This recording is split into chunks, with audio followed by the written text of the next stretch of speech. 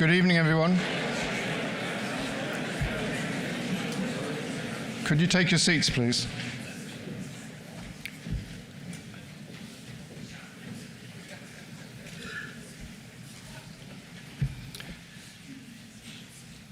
On behalf of the British Geotechnical Association, welcome to the Great Hall here at Imperial College London.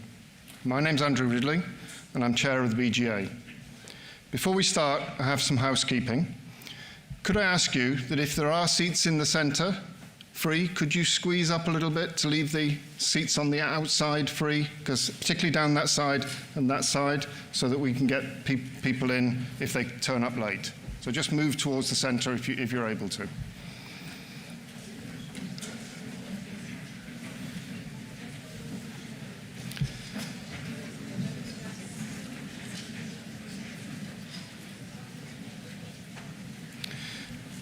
Could you also please take a moment to switch your mobile phones and other electronic devices to silent so they don't go off during the lecture? There are no fire alarms planned tonight, so if you hear an alarm, it's genuine. In the event of a fire, please proceed calmly and promptly out of the lecture theatre, and you'll be given further instructions on the outside. The emergency exits are marked, but please look around the room now and locate which is your closest.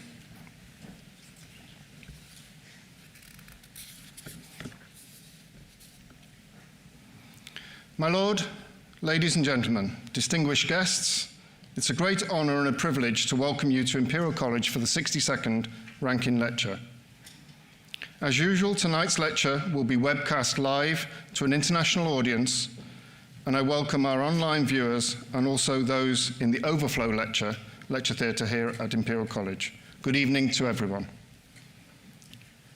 The 62nd Rankine Lecture will be delivered by Professor Lydia Zdravkovic, Professor of Computational Geomechanics here at Imperial College in London. The title of her lecture is Geotechnical Engineering for a Sustainable Society. I now call upon Professor Jamie Standing of Imperial College to formally introduce this evening's lecture.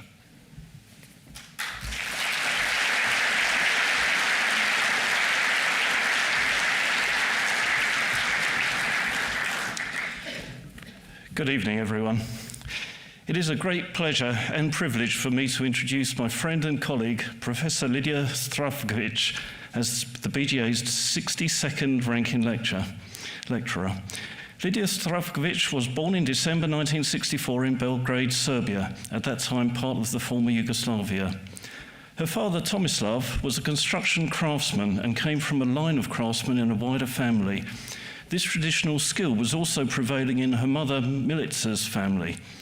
In this progression, but in an academic sense, Lydia studied civil engineering in the Civil Engineering Faculty of the University of Belgrade, graduating in 1988. Lydia stayed on in the same faculty for 4 years, working as an academic member of staff, involved in teaching, research, and consulting work concerning both structural and geotechnical engineering problems. Lydia still maintains close links with her alma mater, with regular visits and collaboration. Dobro večer I dobro došli to Serbian friends there and here this evening. In 1992, Lydia came to Imperial College to embark on PhD research under the supervision of Professor Richard Jardine, looking into principal stress rotation and its effects on the stiffness and strength and isotropy of soils. This was an experimental study primarily using the large hollow cylinder apparatus, a very formidable and imposing piece of equipment with complex control systems.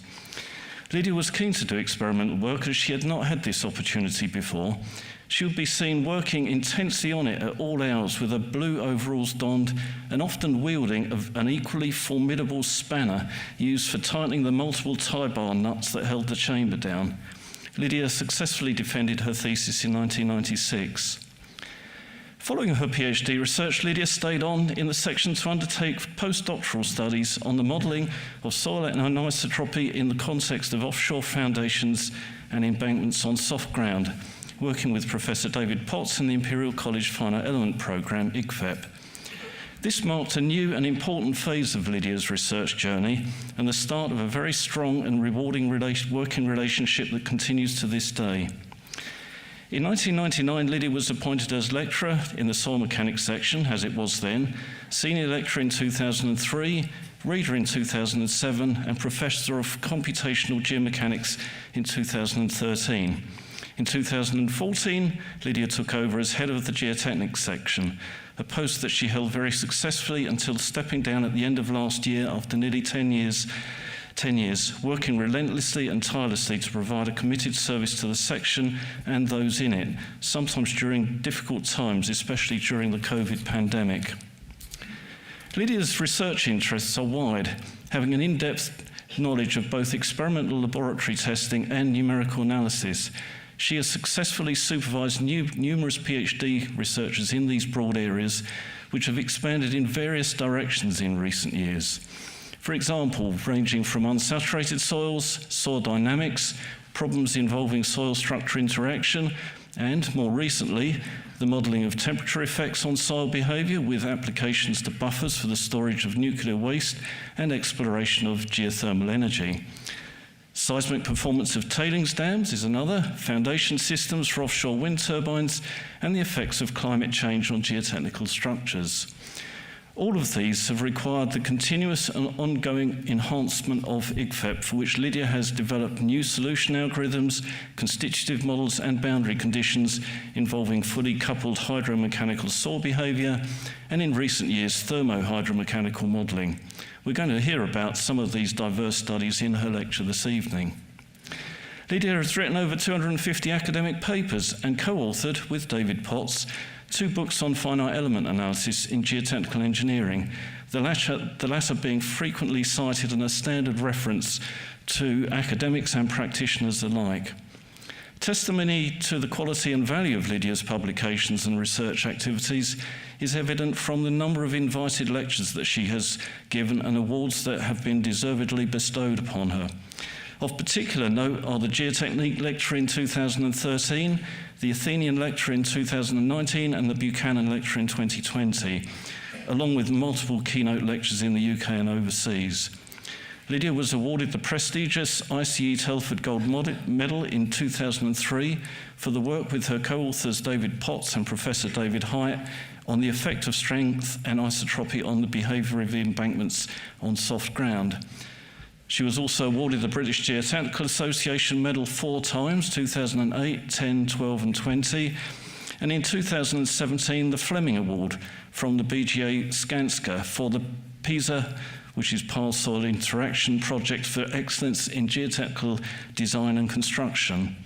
Lydia led the Imperial College team in this highly successful PISA project, which was a collaboration between the universities of Oxford and Dublin and multiple industry partners. The project has resulted in radical changes in the design of offshore monopiles for wind turbines, potentially saving vast amounts and helping with green energy generation, greatly needed in these times of evident climate change. Besides her prodigious academic output, Lydia has applied numerical tools in the analysis of a wide range of geotechnical problems in consulting activities. Examples of major projects that she has worked on are Crossrail, Shard of Glass, Heathrow Terminal 5 and the Rome Metro. Lydia and Dave also worked extensively on the Gerrards Cross tunnel collapse that occurred in 2005, eventually identifying the mechanisms responsible. Lydia has generously devoted much of her time to learned societies. She was a member of the Geotechnique Advisory Panel from 2003 to 2006, and again from 2014 to 2007, and has recently taken over as Editor-in-Chief. She was also an editorial board member for Computers and Geotechnics for 8 years until 2018.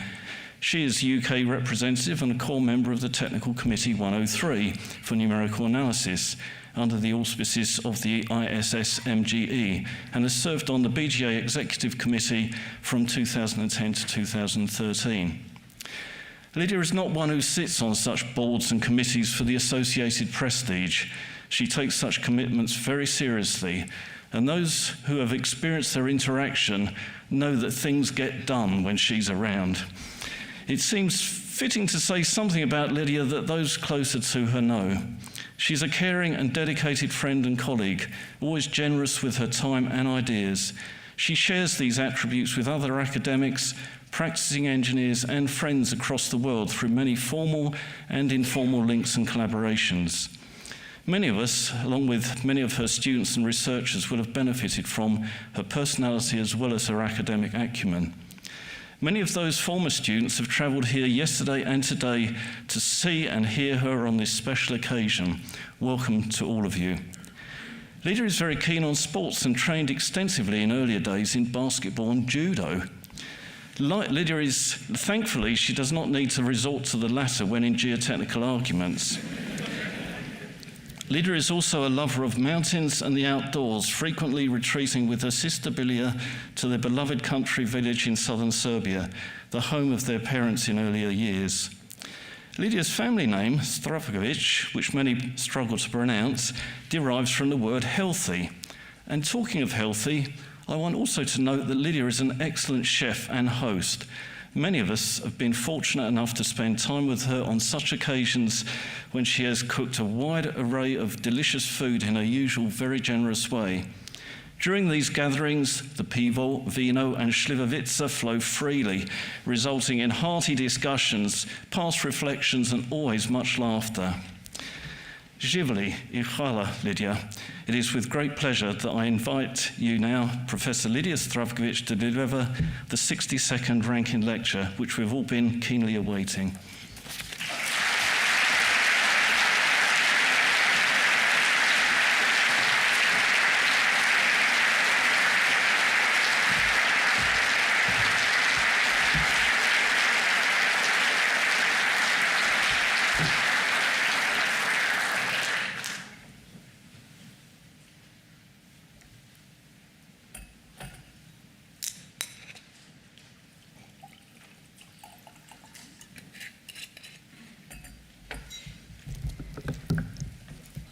My Lord, ladies and gentlemen, good evening. I would like to start by thanking the British Geotechnical Association for inviting me to deliver this 60-second Rankine Lecture, and thanking Jamie for his very kind words of introduction.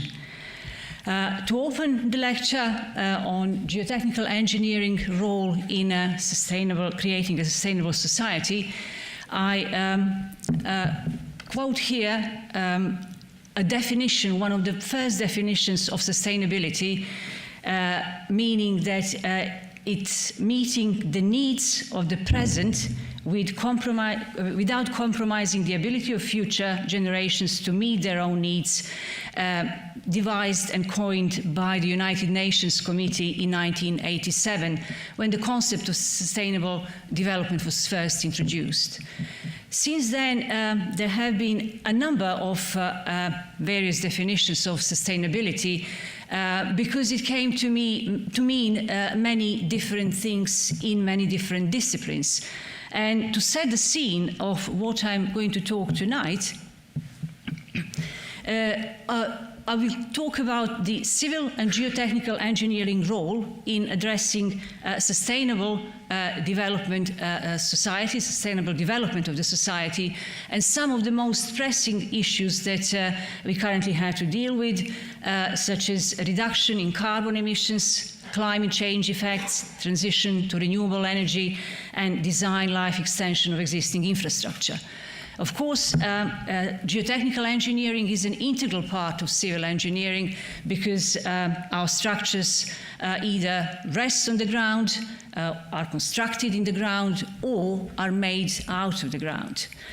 And when we consider some of processes that are happening in the soil in addressing these various issues, it is inevitable that computer-aided analysis, or some form of analysis in first instance, must come into place and must become prevalent, because empiricism really would have a little to offer in some of these applications.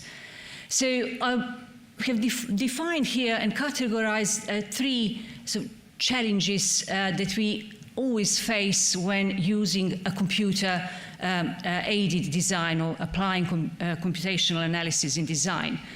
The first one is site conditions, understanding the geology, understanding the layering, the inhomogeneities in the soil, and being able to establish the initial stresses, because they're necessary initiation of our analysis, and how those stresses may have been affected by the geology itself and by previous construction history.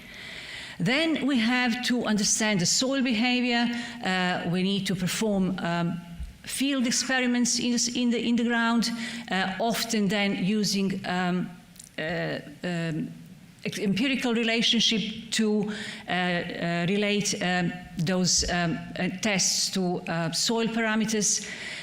We take samples out of the ground to test them in the laboratory, and that often involves some sample disturbance and therefore some uncertainty.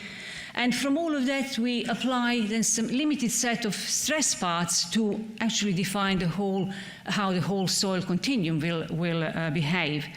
And in the end, we have to interpret the data and derive parameters for design and for our computational analysis. And when it comes to analysis itself, we have diverse constitutive models to choose from, and those models also have diverse sets of parameters. We apply varied numerical methods that also have their own quirks in terms of how they're solving the mathematical system of equations. And all of this is very incremental because of the nonlinearity of the soil itself, because of the way the numerical algorithms work, so that we have to perform our analysis in many stages, in many increments, and applying certain tolerances to get our solutions to converge. So what I will do tonight over the next X hours, only kidding, is to essentially integrate these three sets of challenges using these 5 examples from my research to address the geotechnical analysis application in addressing the sustainability of the future society. Everything that I will show here in terms of computational analysis has been obtained using the Imperial College Finite Element Software, ICFEP. So starting with offshore wind energy, what I will talk about here is new design methods for offshore wind turbine monopiles, which have been a preferred foundation system in shallow waters for offshore wind turbines. As the picture here shows, these are quite large structures, 10 meters in diameter or more, with reasonably low length to diameter ratios. And these are dimensions that haven't been experienced with previous design codes, which are or existing design codes that have been derived empirically by testing typical oil and gas piles in the past, which are of much smaller diameter and much more slender, much more flexible. Looking at existing design codes, usually API, DNV, the industry itself starting to use them the last 10-15 years, realized that they are overly conservative when applied to this new type of large diameter and shorter monopiles.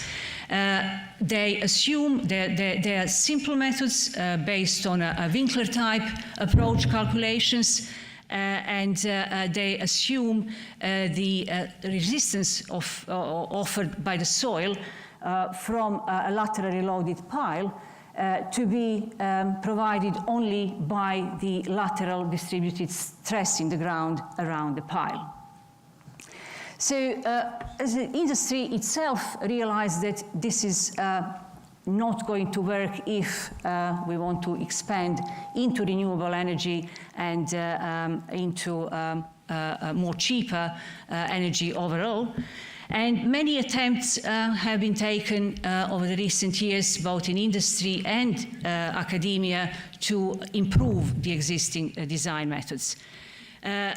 PISA project that Jamie mentioned has been a project supported fully by industry, by 10 offshore developers led by Ørsted, in collaboration with academic working group led by Oxford University, and Imperial was there as collaborator together with University College Dublin, responsible for broadly ground characterization and constitutive modeling, soil interpretation and soil behavior interpretation, and numerical analysis.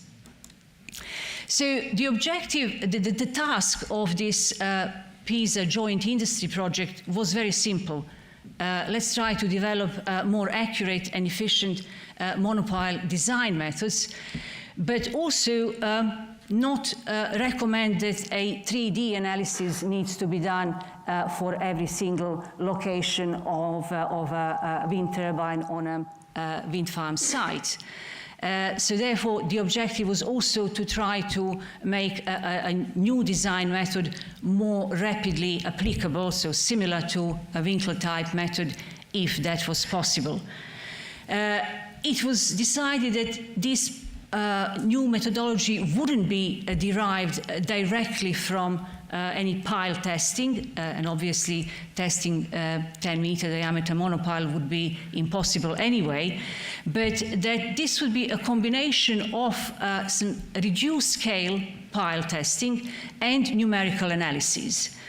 And the process would involve first proving the concept that numerical modeling can reasonably accurately predict the response of monopiles, and if that works, then to go on and perform a large scope of full-scale 3D FE analysis of full-scale monopiles and derive design methods from the actual FE analysis. The PISA defined two distinct sites for pile testing and characterization of the soils. The Cowden, the over-consolidated clay site at Cowden, and a dense natural marine sand site in Dunkirk.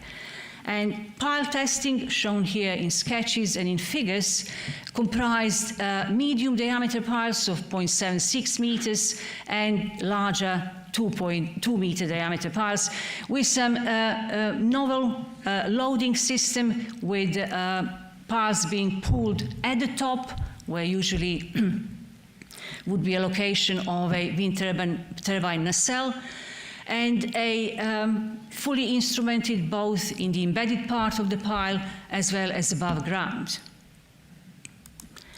So, looking now at the site and soil characterization, so the first two sets of challenges when it comes to numerical analysis, the project was supported by two experimental PhDs at Imperial and one numerical PhD, performing new experiments both in the field and in the laboratory for Cowden and Dunkirk sites, but also, as you can imagine, the scale of PhD work was much longer compared to the scale of the project. We also had to use a lot of historic data on both sides. And therefore, the challenge has been at the time to integrate very carefully both laboratory and field data, as well as historic and new information, understanding discrepancy in the data, and then making sound engineering judgment.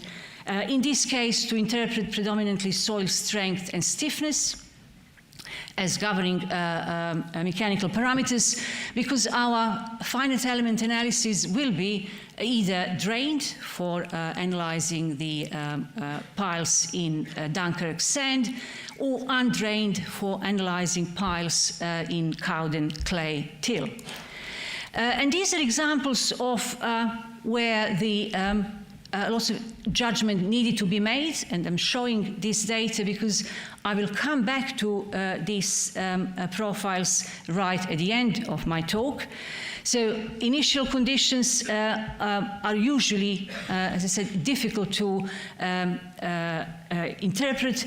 K0 values here and OCR values, making informed judgment as to why they needed to be smaller than what the data were indicating. And also looking at the undrained shear strength interpretation and understanding some of the data that seem to be outside the range of both new and some of the historic information, and understanding that there were some sampling issues there, and that obviously some sampling disturbance potentially, and that those data probably could be ignored in interpreting the undrained shear strength. Then moving on to drain shear strength, again from historic and new data, understanding that the angle of shearing resistance in triaxial compression and extension are different, and therefore having implications for how we are going to select our constitutive model, and interpreting the stiffness and understanding also that clearly there is high nonlinearity in the small strain range, and therefore we would need to accommodate a nonlinear small strain model. And again, a set of data for the elastic shear modulus, combining the static measurements from triaxial experiments with local instruments attached to them, and then on the other side, dynamic measurements with Bender elements in those triaxial samples, as well as field seismic cone penetration instrument measurements. So all of this needed a careful judgment of where and how we are going to adopt our various profiles.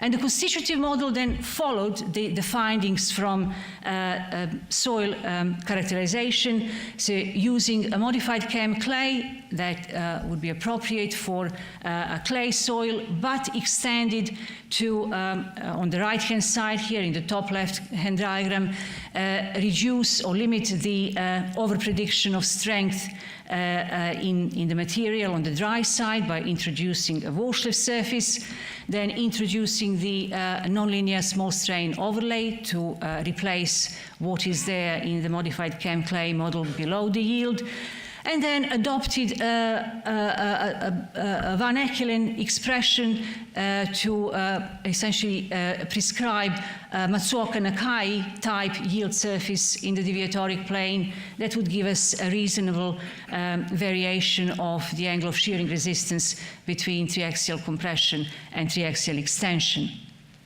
showing with this that the original modified chem clay circle would be overly non-conservative, and maybe more Coulomb hexagon would be quite conservative. And so the check at the end of integrating all this data with a constitutive model is our undrained shear strength profile, because this is not a soil property.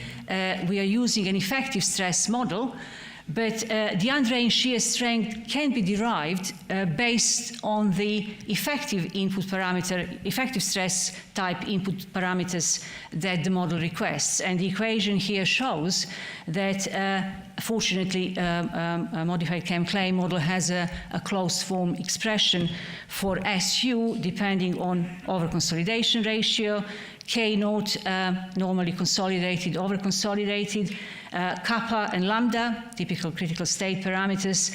Phi dash is hidden in the G theta expression, that is the gradient of the critical state line, and sigma V0 as the initial void ratio. And the profile shown here with the solid line is in a very good agreement with the data, laboratory data, as well as the CPT interpretation that we trust to represent the undrained shear strength profile of this material. So further into computational analysis now, this set of challenges 3. This is a 3D FE analysis discretizing the soil, with brick elements, discretizing the pile with some shell elements. But the key input here for discretization are interface elements between the soil and the pile, which have the ability to open and create gaps that may happen during lateral loading of the pile.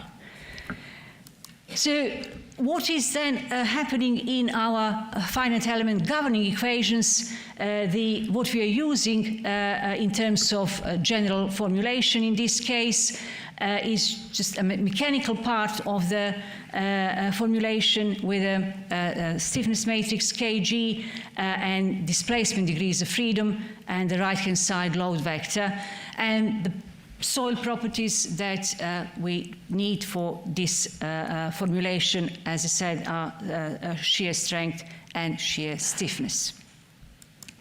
So the results of this analysis, analyzing a set of Cowden and Dunkirk piles, I'm only talking here of Cowden for brevity, shown in the load displacement curves here, both at early stage loading, at operational loads, as well as up to nominal failure, which is decided as being at the displacement of equal 10% of pile diameter. We have a fairly good agreement between the 3D FE analysis and field tests compared to the prediction that would come from existing codified methods, API and DNV.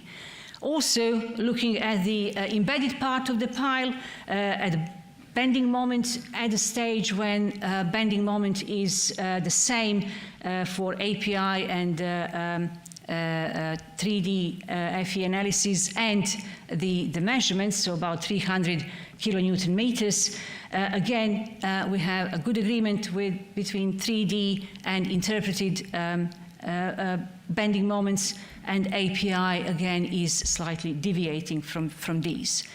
So the proof of concept was there, and we have then opened the doors to carry on a set of analyses with full-scale pile geometries within a certain range of diameters, L/D ratios, and eccentricities of load application to these piles or positions of wind turbine nacelles.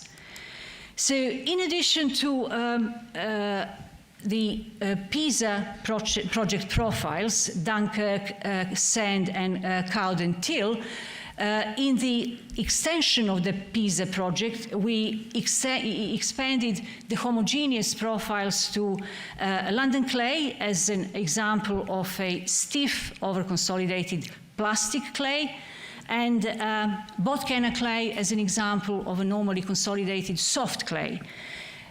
No further testing was done for these two latter ground profiles. The data from the literature was used, and also the validation of the numerical models was done based on existing case studies. And then to finish it all off, during those 5 years of the project, we have extended this to a layered study, combining the above homogeneous layers, and the layer combinations were advised by the industry partners in order to enable us to model as realistically as possible the actual possible ground conditions of sea deposits. So we performed over 100 3D FE analyses that formed the basis of numerical results to now derive the new design methods. And these analyses unveiled that from the mechanisms of ground movements that we could see on these short and large diameter piles, that there would be, in addition to the distributed load that was in the original design methods, there could be up to 4 soil reactions. The shear stresses mobilized around the pile would contribute to distributed moment down the pile, and then the shearing across the base to a base shear and a base moment. So the next stage was to then extract nodal forces and displacements from the boundary of the pile and then parameterize this data and optimize to define essentially still a Winkler-type model, but with 4 sets of springs. And this was the work then led and conducted by our Oxford colleagues, and to define the relationship for all 4, the low displacement or moment rotation relationship for all 4 springs. They adopted a conic function that is defined by 4 parameters: the initial stiffness, the curvature of the curve, and then the ultimate values either of displacement and or moment, and corresponding movements or rotations, depending what they're paired with. Important to say that all these variables are dimensionless forms, so the bar above them means that they are normalized in the case of clay with the undrained shear strength and diameter, or in the case of displacements and rotations with G0 with the elastic shear modulus. So where this led us, what was then produced with all of this for industry, are 2 design approaches. One that we termed a rule-based method is essentially a Pisa-Winkler model, which would apply if ground conditions are similar to those that were analyzed and characterized during Pisa, and similar pile geometries. So the user could then simply look up the tables for the coefficients of these curves of the springs and perform the analysis with the 1D model. And if obviously the soil conditions and ground conditions were different from those investigated during Pisa, then we have a template for the numerical approach where the user can perform a bespoke 3D FE analysis and derive bespoke soil reaction curves, and then apply that to 1D model to perform the simple lateral pile analysis.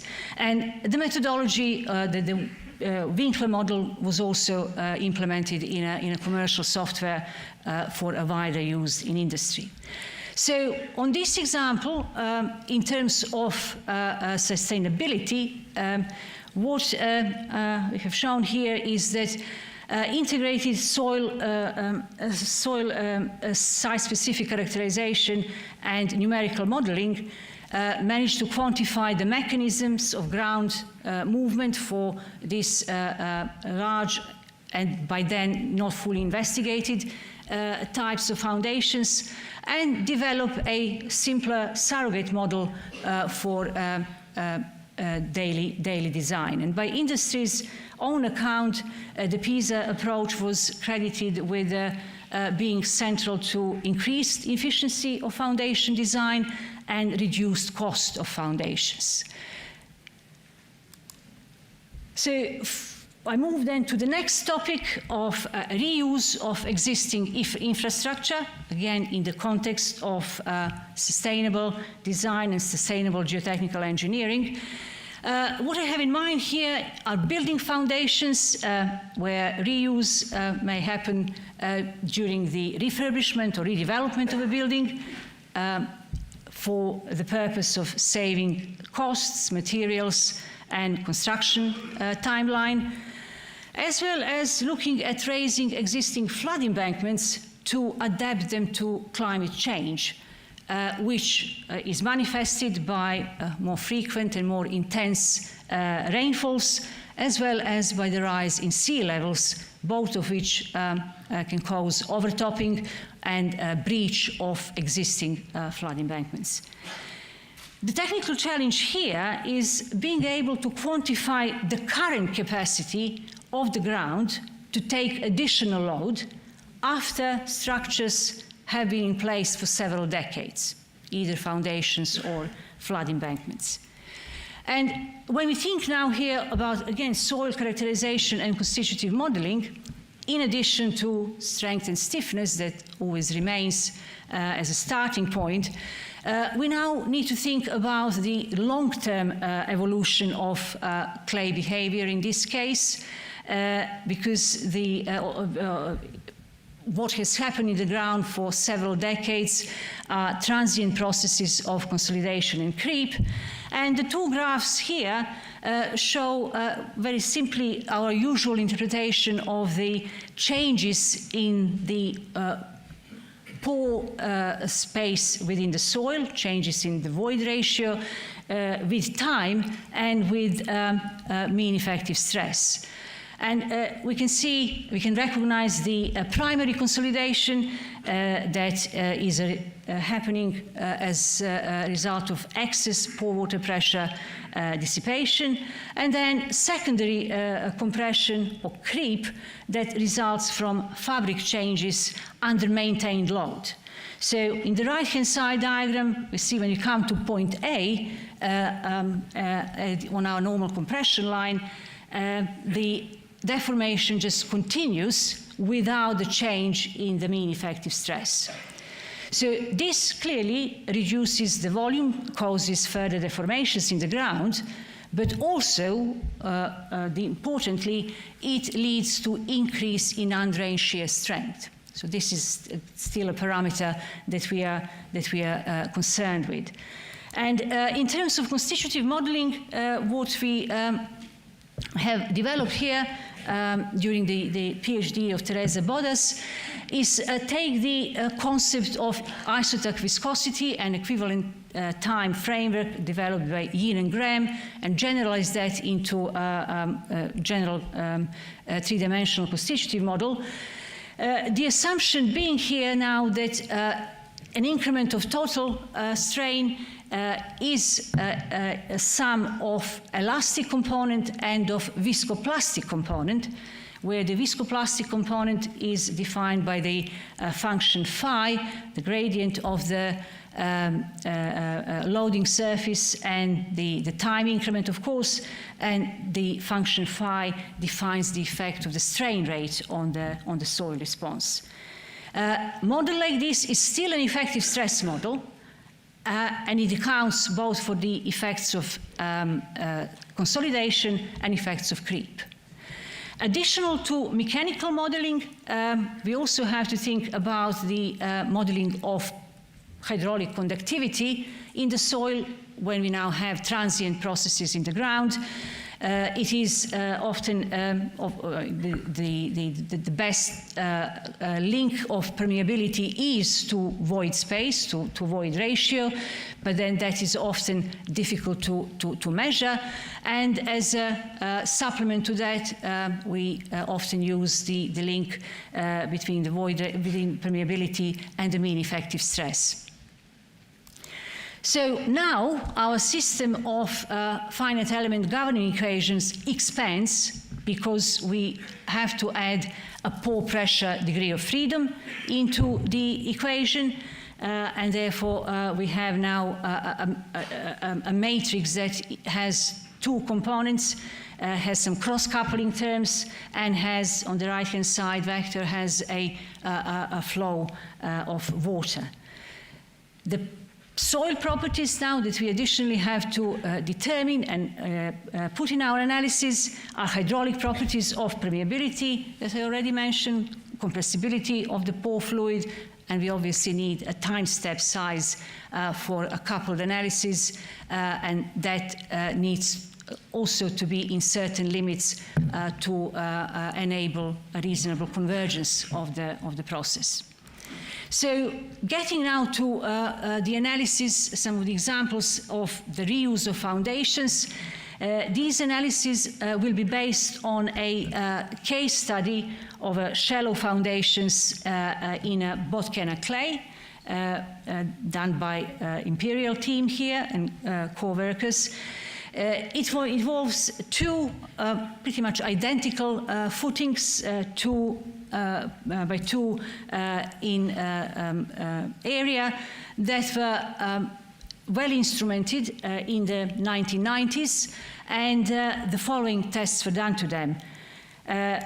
Plotting the applied stress versus the settlement, the one footing, footing A, was loaded to failure in the virgin ground and achieved the capacity at 138 kPa in year 1990. The second footing was loaded to a percentage of that ultimate capacity, about 2/3, and left there in place under maintained load for 11 years. The picture on the right shows a simple setup, which obviously had to be simple for a long period of time, and very simple deadweight loading on the footing. And then in year 2001, the team returned to site and reloaded the footing B to failure and measured the gain in capacity of the footing of some 48%. So comparing 204 with 138. So in our analysis to validate now the constitutive model, we are characterizing the underlying strength of Botkenna clay based on the information in the literature. Fortunately, in 1992, there was a whole issue of Geotechnical dedicated to the characterization of Botkenna clay. Important thing now is that strain rate at which the tests are performed matters, and therefore when we calibrate the model to derive the underlying shear strength profile, we have to simulate that.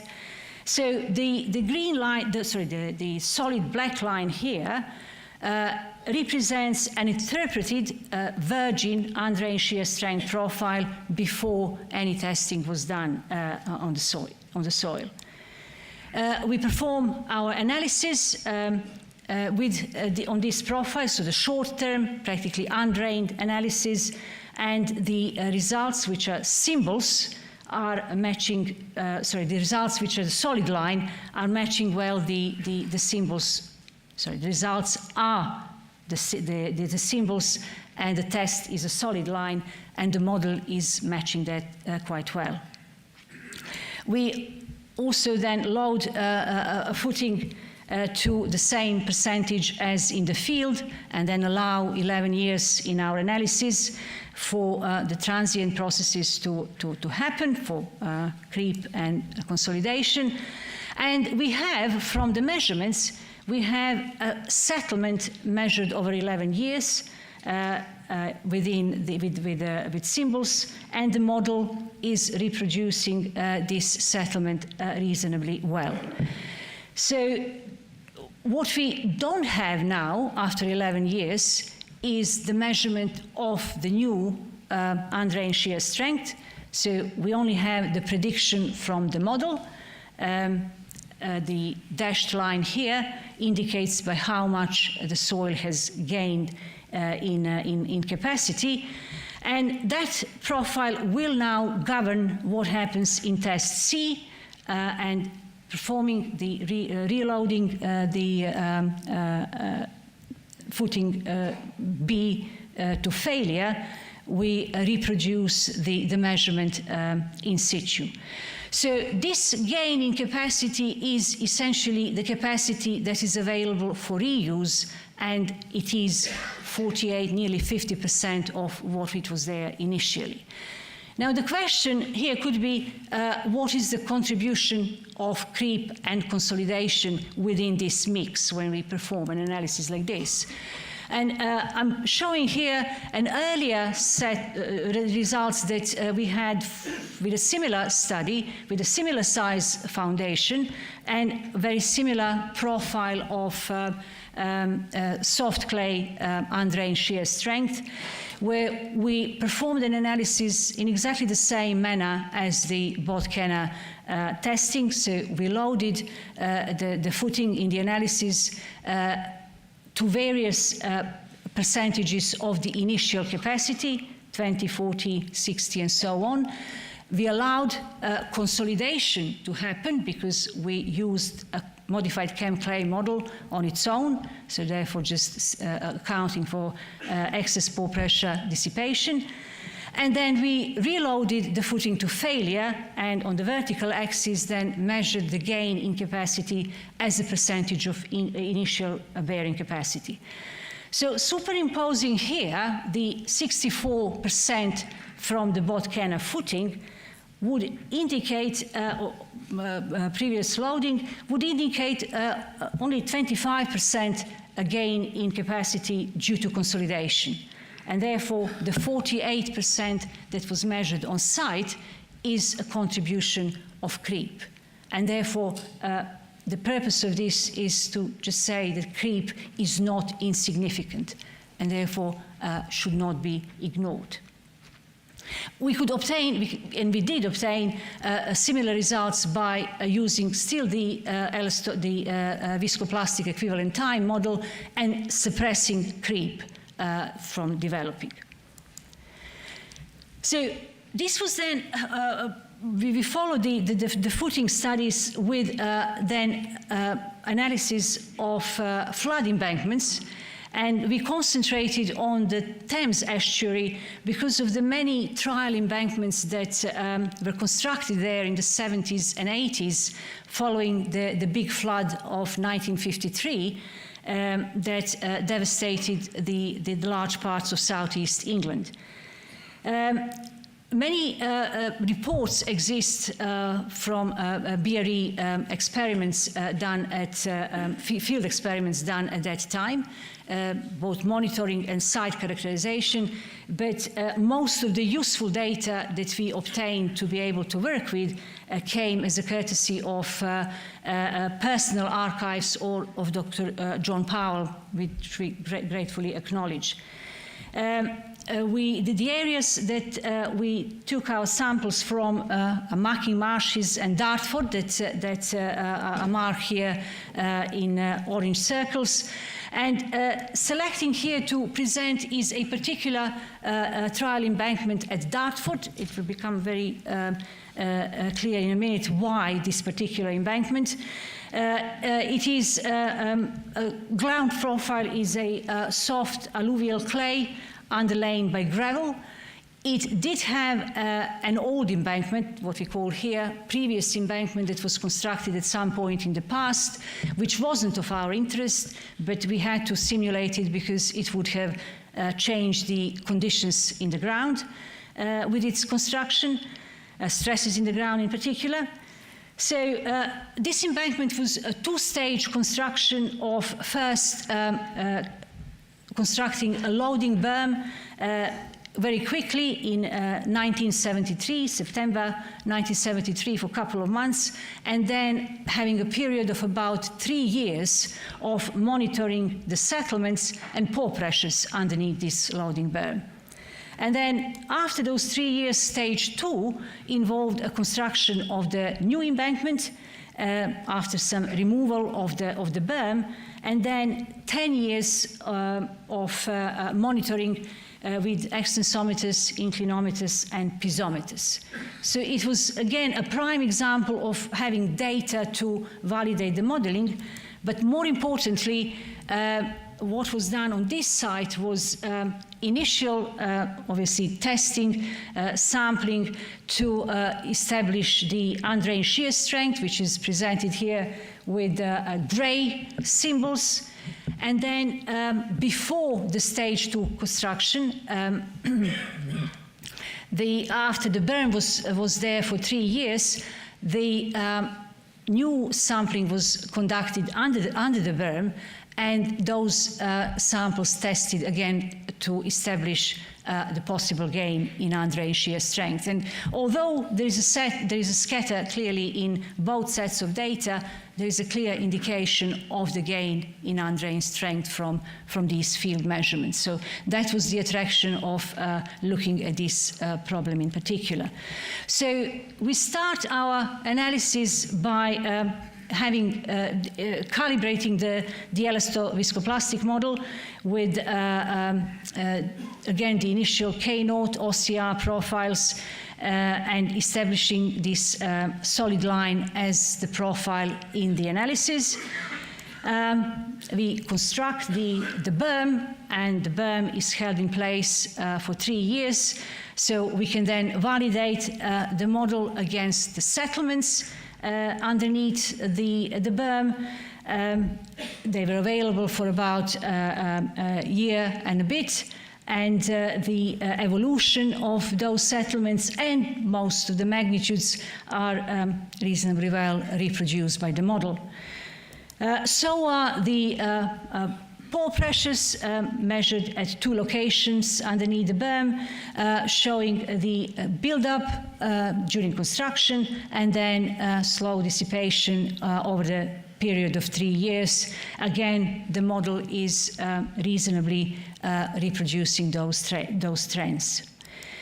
So now what we have at our disposal for the construction of the second embankment is an evolved undrained strength, and the final thick blue line in this graph represents the strength just before the construction of the new embankment, and that profile is well in the range of experimental measurements, albeit maybe on the high side. The model can also show us the evolution of that strength from the end of construction, 3 months, 1 year, 3 years, and indicates that most of the evolution has happened within the first year and then has been more gradual for the remaining 2 years. So this strength is now responsible for the construction of the new embankment, so removing part of the berm and raising the embankment to an elevation of 7.5 meters. This was not an ultimate height of the embankment. It was not, the purpose was not to actually bring it to failure, but if we numerically construct more layers to this embankment, it will eventually have an instability at the elevation of 8.5 meters. So the actual failure height of this embankment is 4.5 meters. Our objective now is having this embankment in place to today, to the current time, and wanting to raise it, how much higher we can raise it. Before that, we can still validate our model, check it with the measurements that have happened after the stage 2, the pore pressures, again, rising during construction and then dissipating in the long term, reasonably well captured by the model. The settlements under the shoulder of the new embankment and the toe, again capturing quite well the individual extensometer points and both locations, as well as the relative magnitudes of the 2 locations, clearly under the embankment being much higher displacements than settlements than under the toe. And what the model also then does, now we don't have currently any new measurements because the raising of the embankment is not planned to be done. The model can now again predict what the gain in the strength is and what the undrained shear strength is currently on the site. Clearly, the load on the platform, or the loading platform, has not changed, so the gain in strength is smaller than underneath the center of the embankment, because there the embankment itself, the weight of the embankment has added additional load and therefore more gain in strength. So raising this embankment now in layers, first the berm on the landward side and then above the crest, brings us to failure at 10.5 meters. The next layer marked in a dashed line is not possible to construct. So the ultimate height of this embankment actually is 6.5 meters compared to the previous embankment that said would have been 4.5 if it was brought to failure. So again, we are talking about the percentage gain of some 45% comparing the original failure height and the failure height currently if this embankment we want to raise.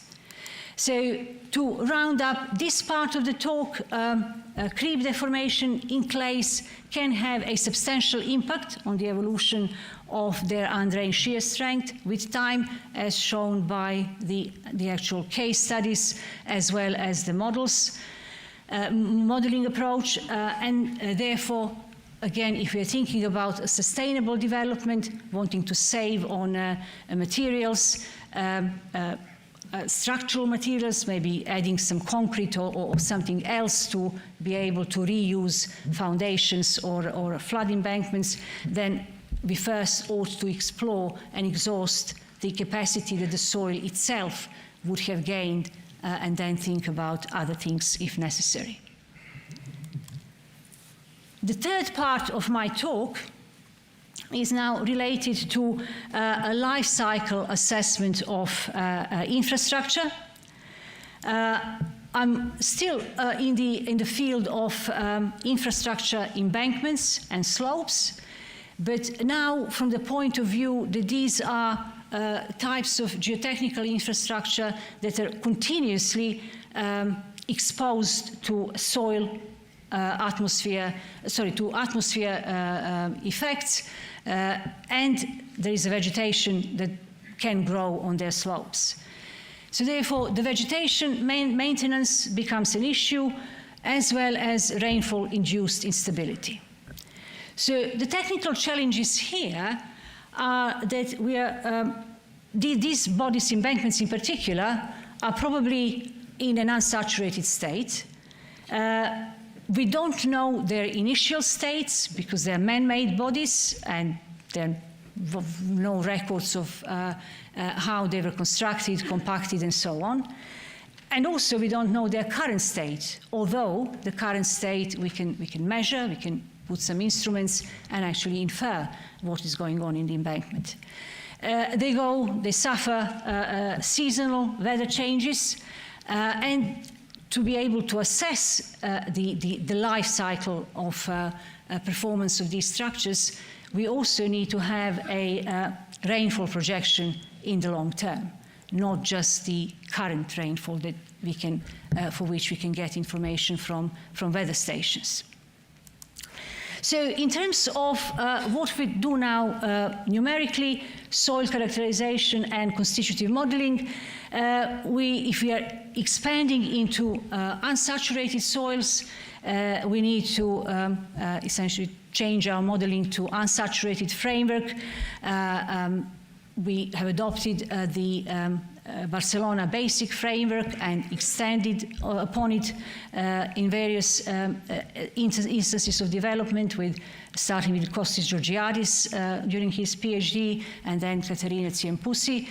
And these models are necessary to represent the effects of suction, so the negative pore pressures in the soil in terms of strength increase and wetting-induced collapse as sort of basic mechanisms.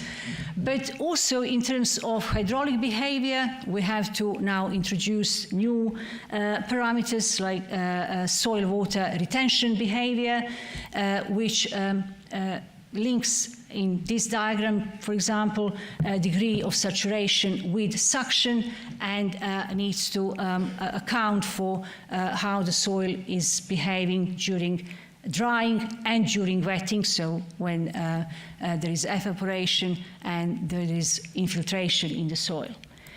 Permeability also needs to be adjusted, how we model this, because now with suction, with the increase in suction, the permeability in the soil is likely to reduce, but also, as the suction increases, there is a potential for desiccation cracking, and which then increases the bulk permeability of the soil.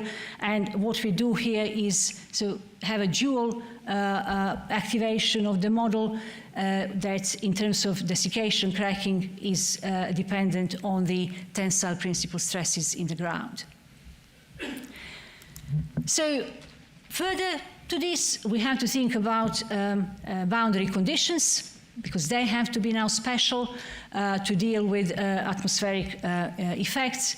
On one side, we have evapotranspiration boundary condition developed during the PhD of Vincent Nayabayo, where again, we want to be able to simulate evaporation of the water, groundwater from the ground surface, and transpiration that comes out through plants and plant leaves, but is actually a water taken down from depth through plant roots and is suction dependent. How much water can be taken depends on the suction and on the root depth.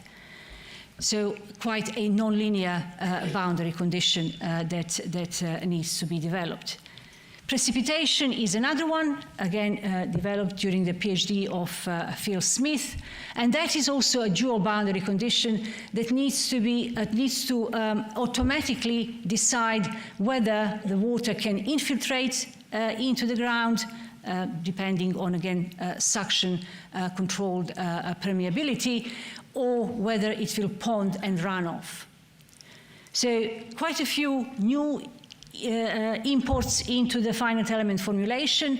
It is still a coupled formulation with no additional degrees of freedom, so we still have the displacements and pore pressures, but the coupling matrices have changed and the main diagonal matrix has changed, and we have to now account for additional soil properties like degree of saturation and the slope of the retention curve, because that would then feed into the mechanical model. So concentrating now on infrastructure, on life extension of infrastructure.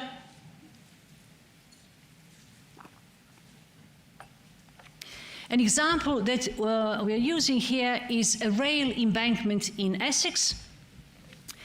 Again, for the sake of having had some monitoring done to it over a period of time, 2006 to 2011, this was the project conducted by colleagues at Southampton University, led by Joel Smethurst, and in collaboration with Andrew Ridley, our chairman, and his geo-observation monitoring and instrumentation expertise.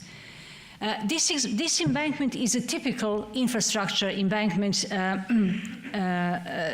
that on London clay foundations, where the most of the body comprised the clay fill, compacted clay fill, but very loosely compacted 150 years ago. And then to keep the elevation of the rail line, ash and locomotive ash, not just any ash, but locomotive ash, and ballast were added continuously to enable the line to function. It was highly vegetated at one point, and there was a need affecting the serviceability of the embankment, and it was decided to remove some of the trees from the slopes. And the diagram here shows the extent of the tree removal. That was done in March 2007. So I mentioned to look at the life cycle assessment of these structures under atmospheric conditions and climate change. We need the prediction of rainfall as well.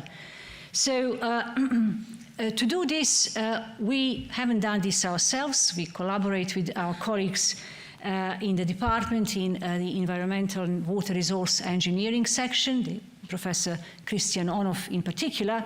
And this work was developed during the PhD of Benjamin Guo, and involves, it is a very statistically intensive approach in deriving these rainfall predictions. What I'm showing here are the records of rainfall on from the rain gauge that is closest to the site of the embankment that we are looking at. It is a Rayleigh station in Essex, and it shows possible problems that we have with existing rainfall records. They are short in length, so for statistical analysis that is often problematic. They can have missing data, like these ones. There are some holes between 2004 and 2005 and 2007, 2008. So all of that can skew the statistical interpretations. And often they don't have they don't have, for example, sub-hourly frequency measurements. They're mainly daily or monthly measurements. So the approach that was taken here for projecting the future rainfall is, first of all, create a continuous record, so therefore synthetic record, based on the measured data. And that synthetic record then must have the statistical characteristics similar to the recorded data. And the type of the model that has been used in this derivation is Bartlett-Lewis rectangular pulse model, and the statistical parameters that are usually compared are mean values, coefficient of variation, skewness, time lag, and everything else. Then these continuous synthetic records are used in another type of the model, generalized linear model, to be combined with projections of climate variables that are available in the UK climate projection document, and they give currently projections to year 2080, so how variables like temperature, pressure, wind speed, relative humidity, and so on vary until year 2080. So further statistical manipulations now produce the rainfall record until year 2080, and the climate change can be taken at various levels of severity. And in this case, Benjamin's research, the highest level of severity of the worst case scenario was considered, the RCP level 8.5, which essentially assumes that carbon emissions will continue to grow without any curbing, without any mitigation measures. So from that, we get a graph like this, which represents a set of 100 analyses, so 100 statistical combinations of the parameters that have gone into the analysis. 80% of these analyses are in the gray area of this record, so it's the record from 2020 to 2080 as yearly rainfall. The red line within this gray area is one of the analyses that we have taken now to our geotechnical analysis as a projected rainfall for the 60 years between 2020 and 2080. More importantly, what it indicates is that the rainfall is reducing in the future, so a drier climate is projected in this particular location.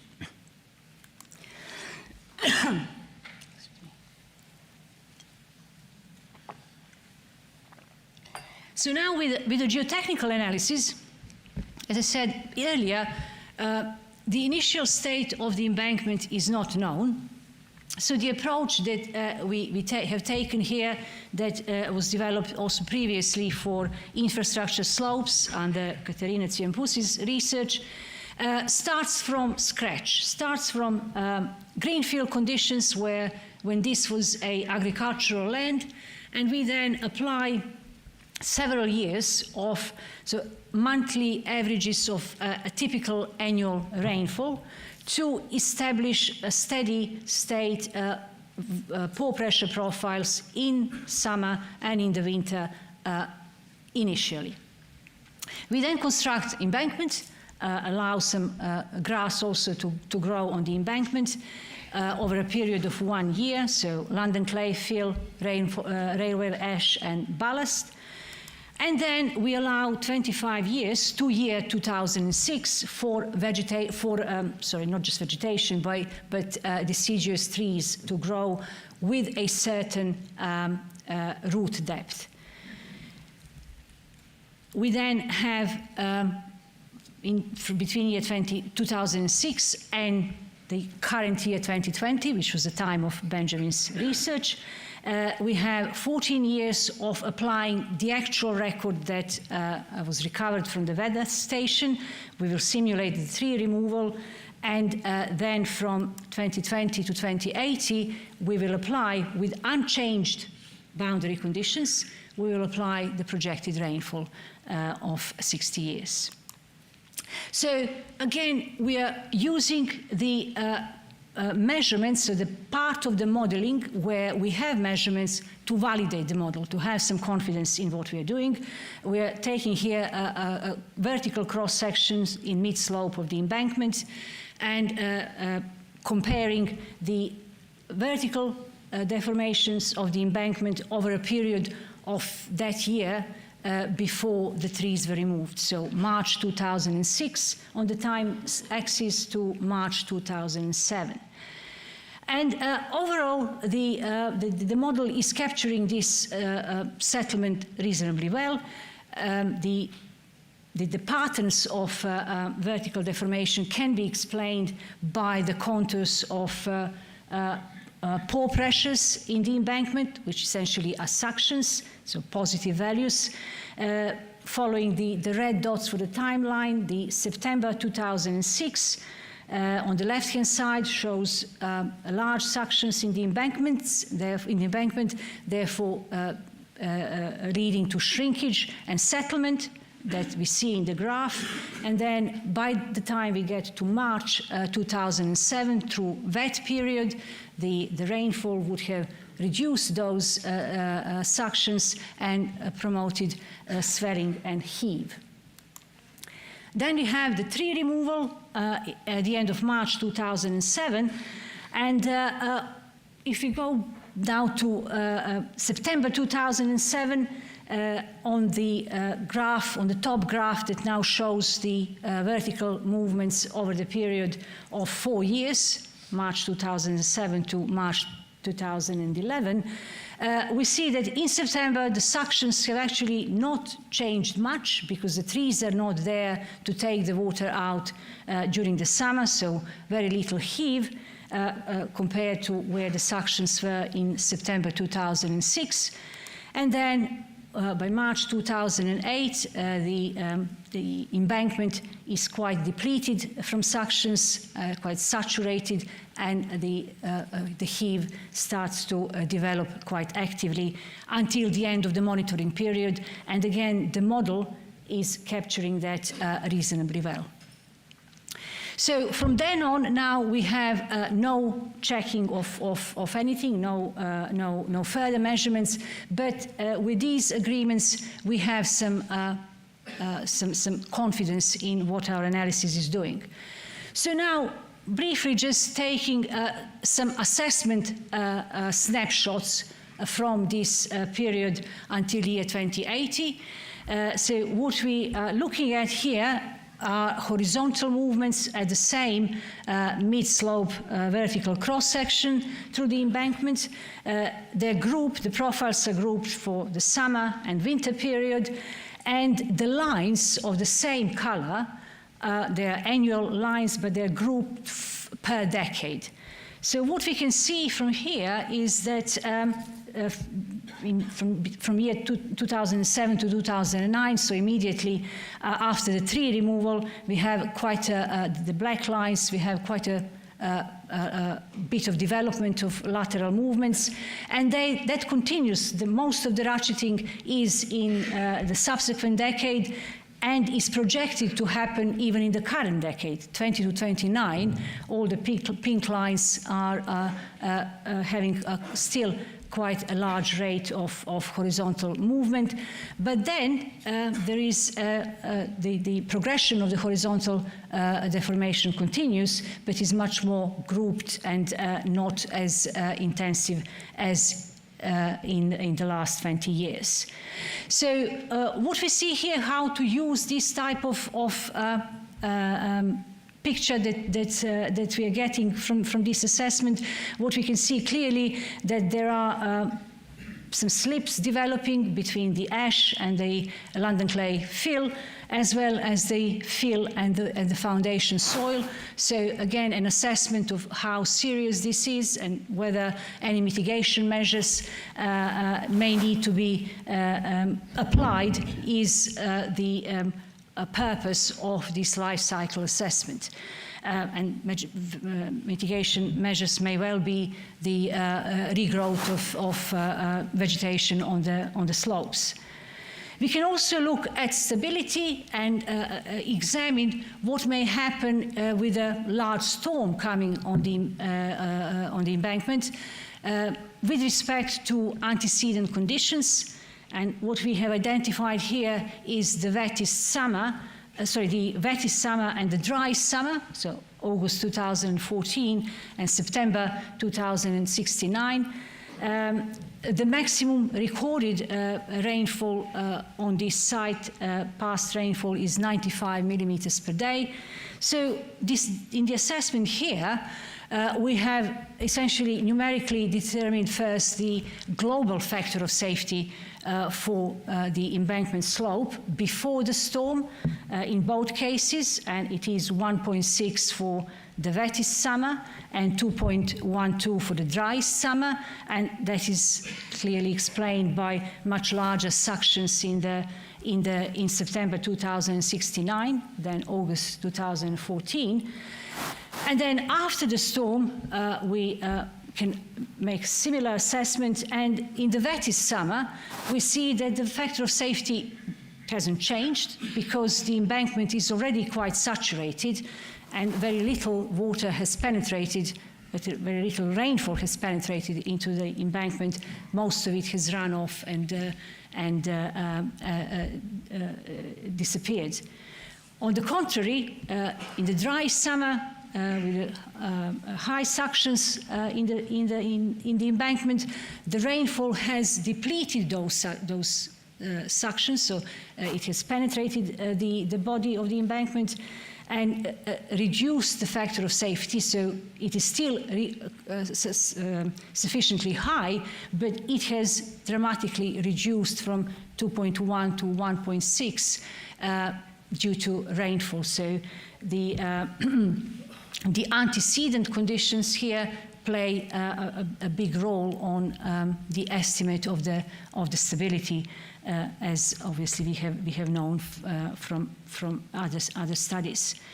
So again, to close up this part of the talk, what we have tried to show here that geotechnical analysis is capable of establishing representative initial conditions in the embankment when we normally don't know what they are, was able to simulate the response to changes in vegetation, and was able to extend the predictions into the future to identify possible instability issues and measures that may need to be taken.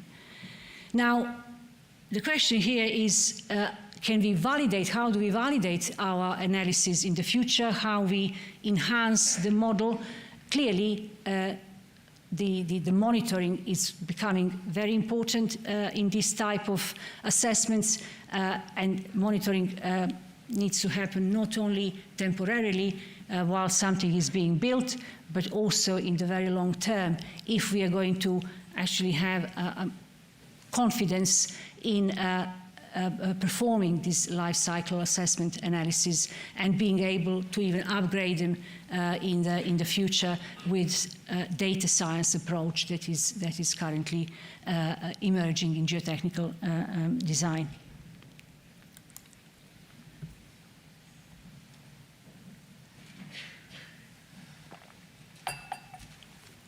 The next topic, the next example is radioactive waste disposal.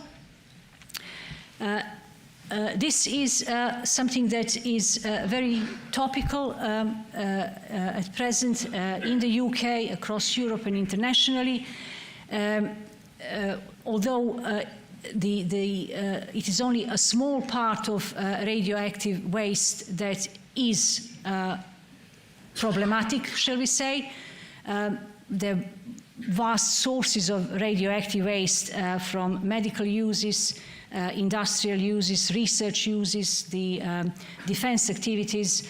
And in the UK, for example, today, there is about 5 million tons of radioactive waste. But if you look at the schematics on the right-hand side from the latest UK radioactive waste inventory, a very small percentage of that waste is highly radioactive, so waste that comes from spent nuclear fuel.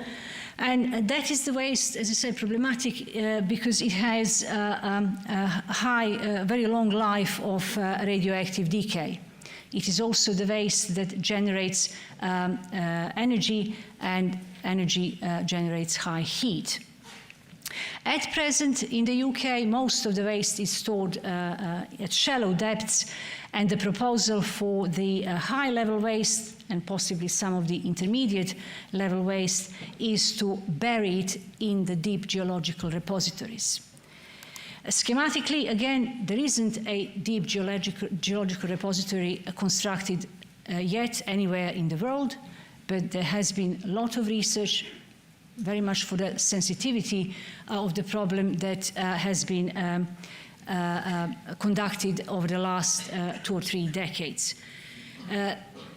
The schematics on the left-hand side shows that the burial is meant to be at depths of 2 to 1,000, maybe more, meters in the ground, with a footprint of the repository, maybe 15 to 20 square kilometers.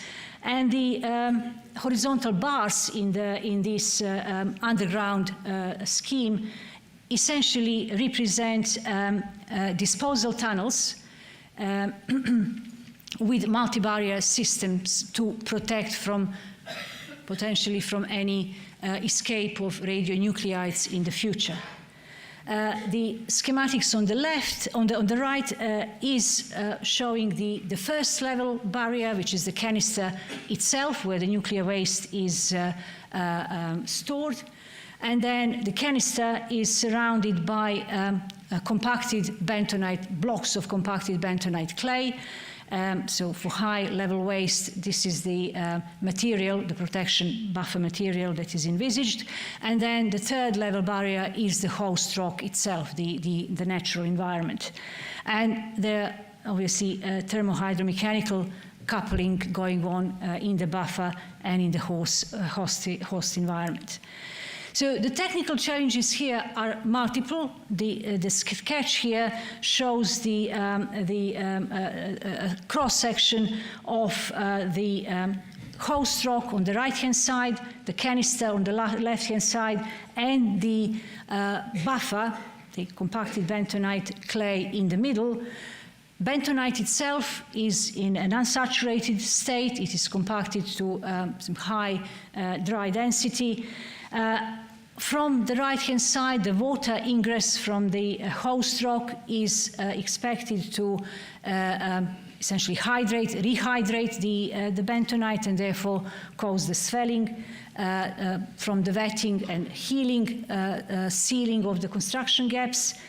From the left-hand side, the energy in the canister creates heat, and that heat is in the bentonite causing potentially the phase change and vapor flow, which may be wetting the buffer or shrinking the buffer when it dries out.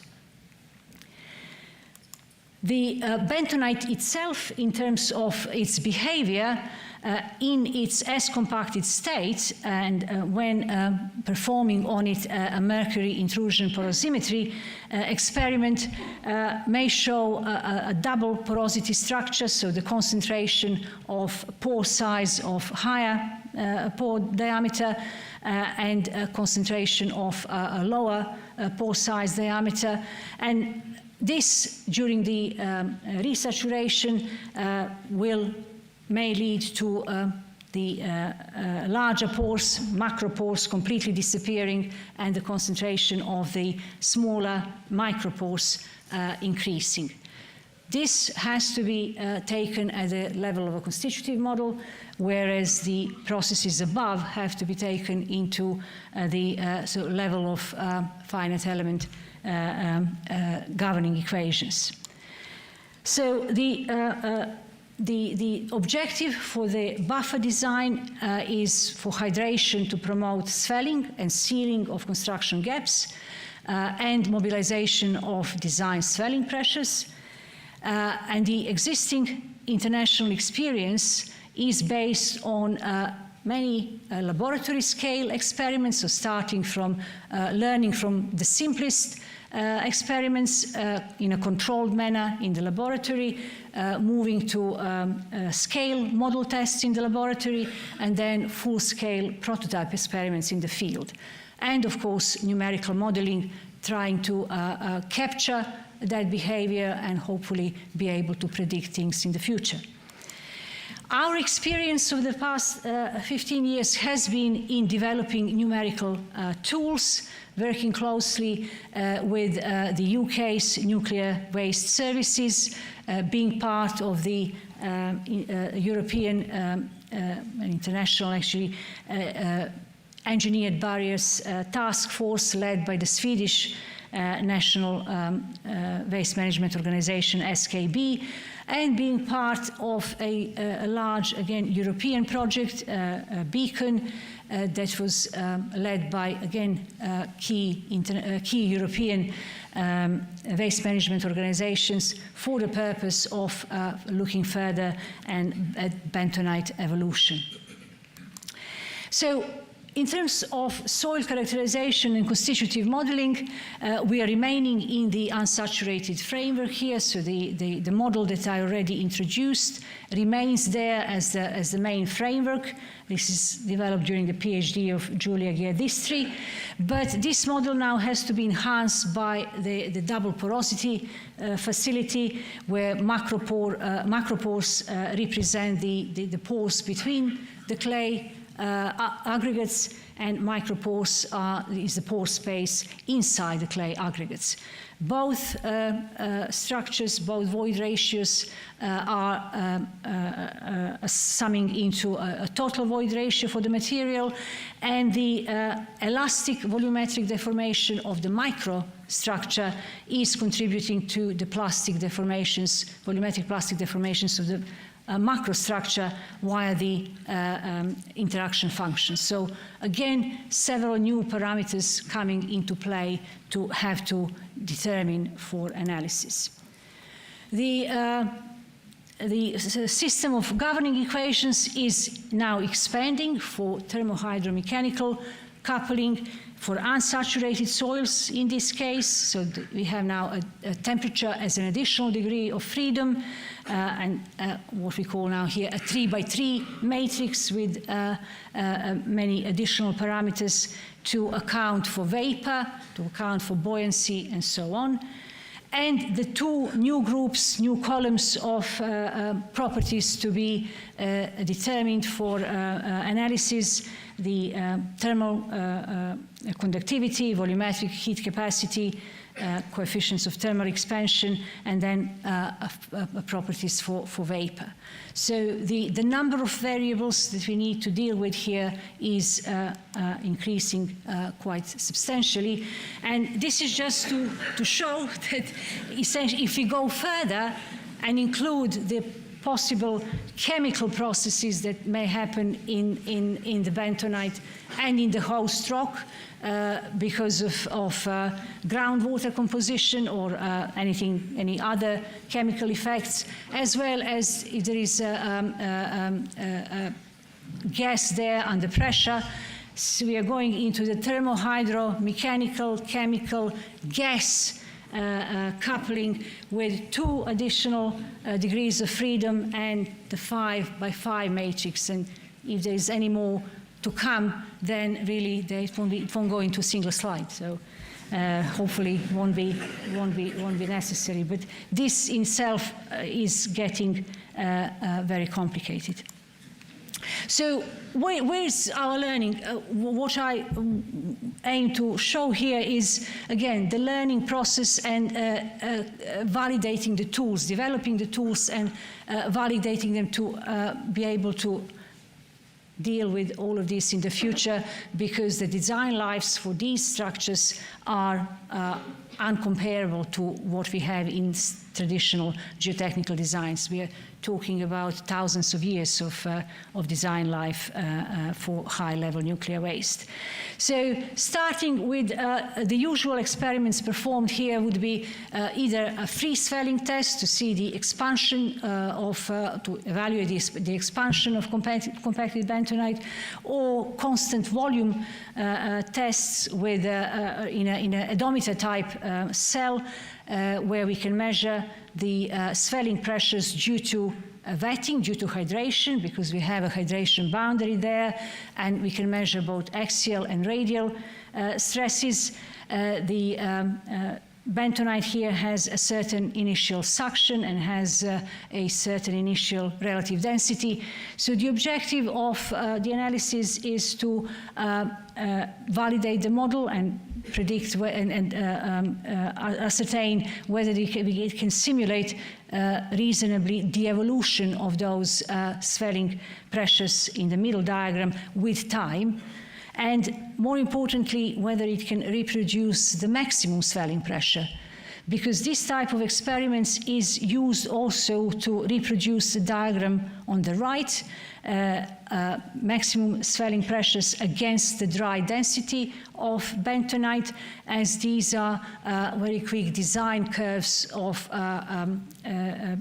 what swelling pressures the different relative density can mobilize, and it is important to not overstress the host rock when the bentonite starts to swell against it. So from that step of just hydromechanical coupling, we can then move to look at experiments, again in the laboratory, but column tests that tend to simulate broadly what is happening, what would be happening in the repository itself. A column test where, in this case, the experiment has the heating at the bottom of the column, the hydration at the top of the column, so the 2 boundaries with, in this case, Fabex bentonite inside, and 3 measuring points where temperature and relative humidity are measured. And just to explain, relative humidity here is used because the suctions, if you look at the initial suction in this column here, it is nearly 120 megapascals. It is very difficult, or not impossible, to measure this level of suctions directly. So by measuring relative humidity and temperature and using a few of the constants, we can actually interpret what the suction in the soil is based on the equation that is written at the bottom of the slide. So in terms of, again, testing our modeling, plotting the temperature evolution with time, we can see that temperature fields usually get established very quickly, very early from the beginning of heating, and the model is reproducing that again reasonably well. The relative humidity evolution with time shows in the measuring point that is closest to the heater in the column, shows that effect of vapor migration, initially increasing the relative humidity due to condensating and wetting, but then drying out and reducing relative humidity. The remaining 2 points seem to have a lesser effect of, or experience a lesser effect of vapor, and the top point gets hydrated very quickly because it is the closest to the hydration boundary. Again, broadly, the model is capable of reproducing this behavior, these measurements. And then the ultimate check is field experiment, the full-scale repository. There are a few performed in different places, in Sweden, in Switzerland, but the one that I'm talking about here, the FABEX project, is the longest experiment that we have at present, and it's only 18 years compared to the real life cycle of the real structure, but it is the longest that we have to essentially test our numerical predictions. So this is a Spanish disposal concept in a crystalline rock, and it is the actual test was performed in Switzerland in a Grimsel test site. And it involved 2 heaters, so not really canisters of nuclear waste, but 2 heaters, one of which was one of which ran only for 5 years. It was then switched off, and the bentonite samples were sampled out for testing. And the second heater remained working for the remaining 13 years and was dismantled at the end of the full 18 years.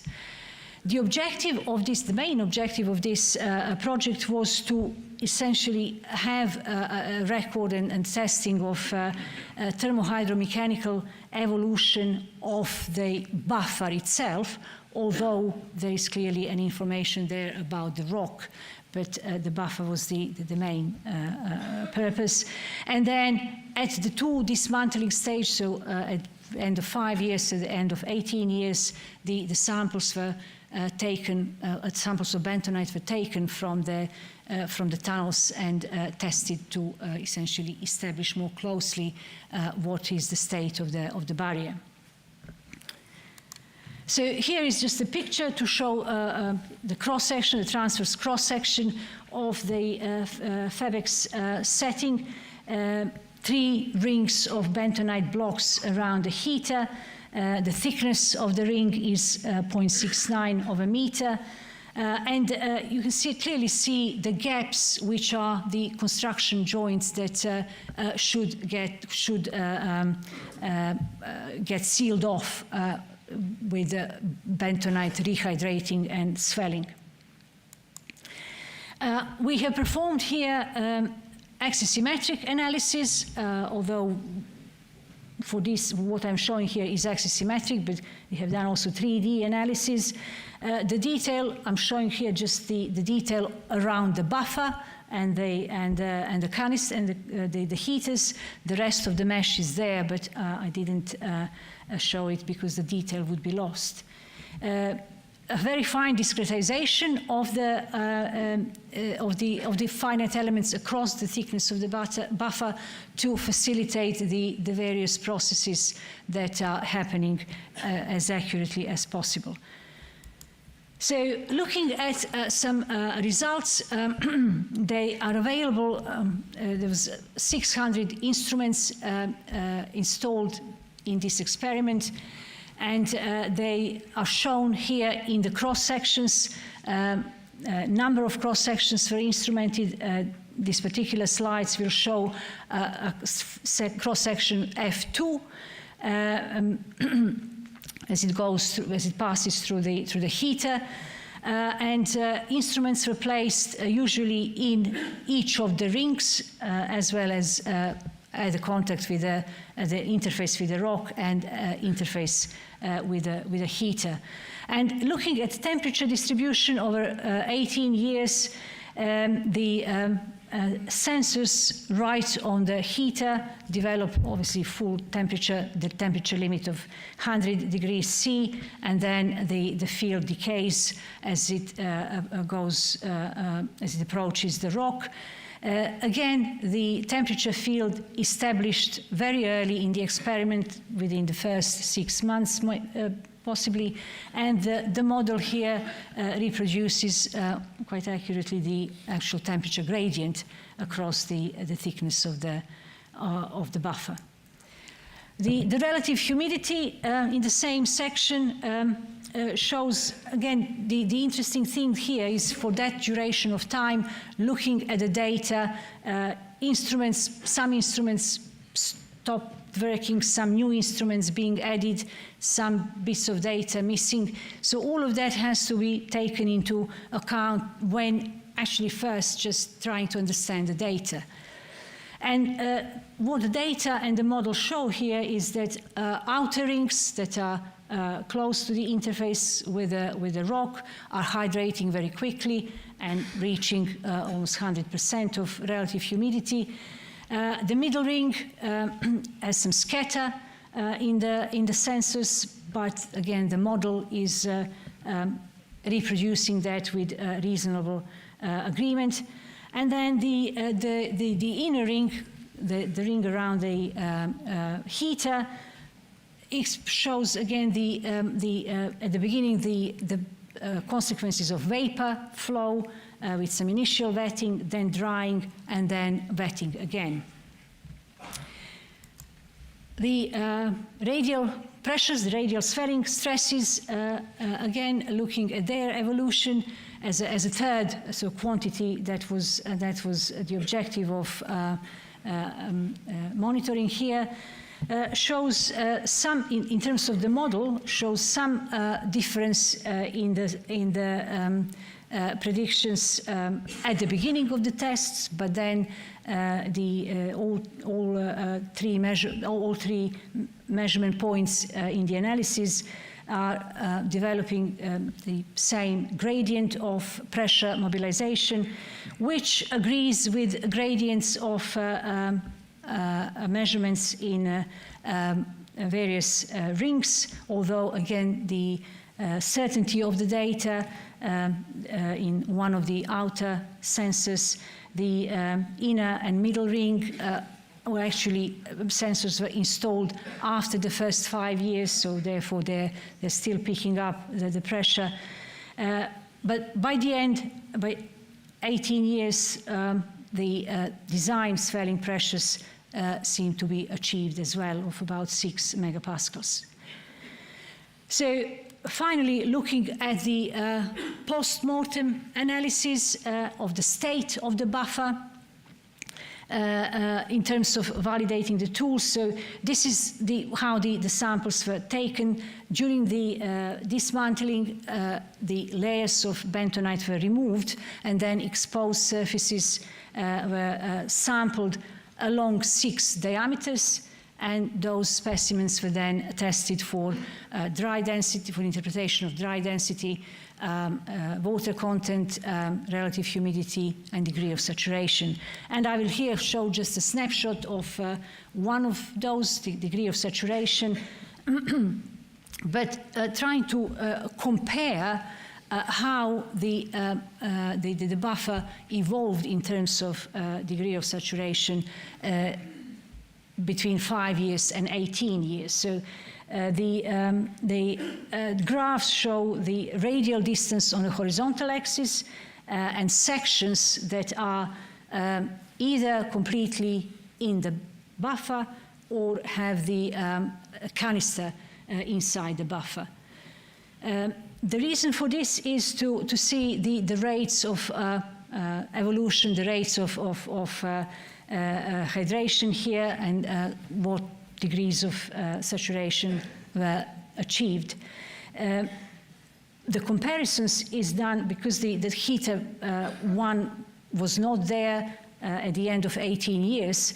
So we're taking here a section 15 that was there at 5 years, and section 56 that was there at 18 years. They're both in the buffer, and then comparing sections 27 and 49. One was there at 5 years and the other at 18 years. And we can see in terms of the progression of saturation with time, clearly the degree of saturation is higher at 18 years compared to 5 years. But in terms of progression across the buffer width, in these sections, we do not see full saturation. It is about 90%, maybe 80%, so not yet fully saturated. And the model, thankfully, has managed to reproduce these patterns fairly reasonably. There is clearly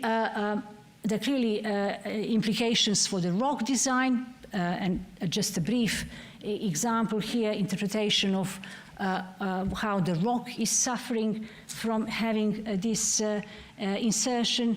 The left-hand diagram shows the temperature across the buffer in its lowest thickness, so just over 0.69 of a meter.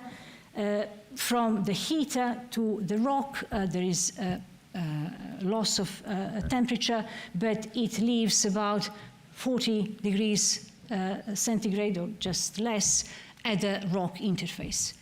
And then the right-hand side diagram shows the distance from the rock interface into the host rock and attenuation of this temperature over about 10 meters at least.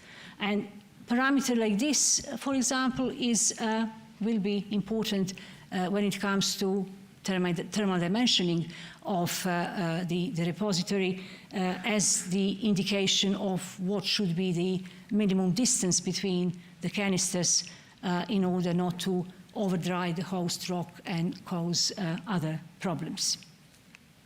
So all of this is still learning and creating, developing numerical models on a problem that is possibly the most complex geotechnical example, and something that is not yet done and constructed in a real life, but all the preparations are for it to happen.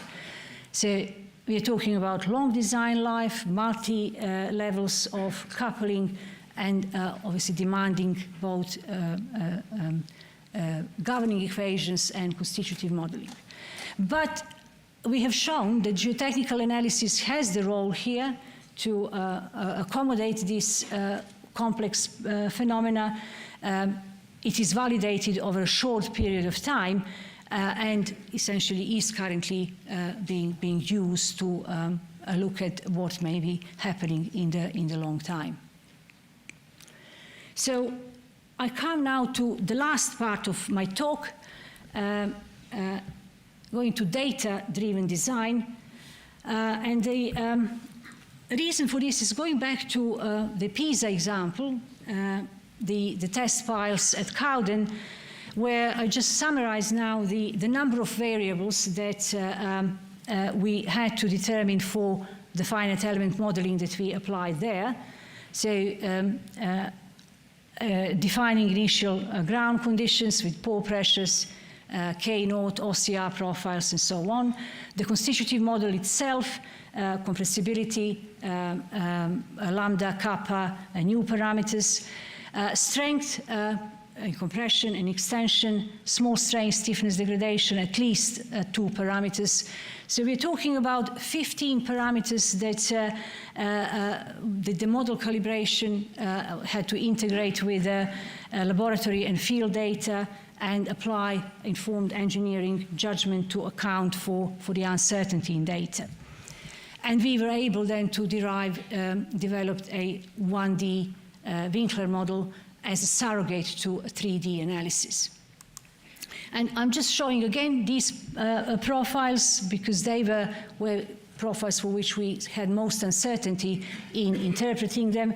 G0, K0, and OCR are the direct inputs into the analysis, where SU is a derived, so undrained shear strength is a derived input.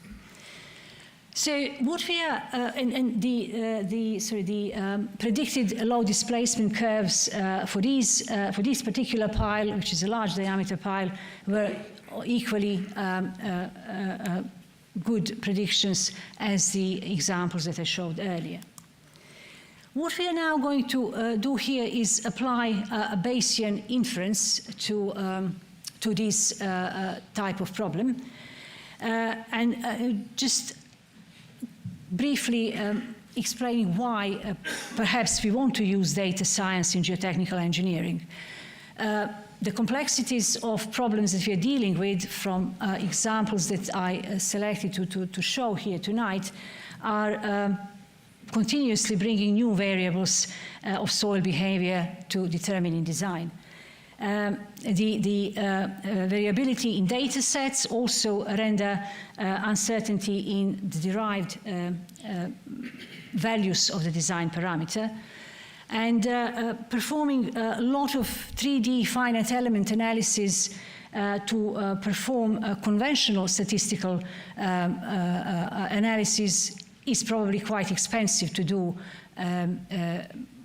for complex problems that we've seen tonight.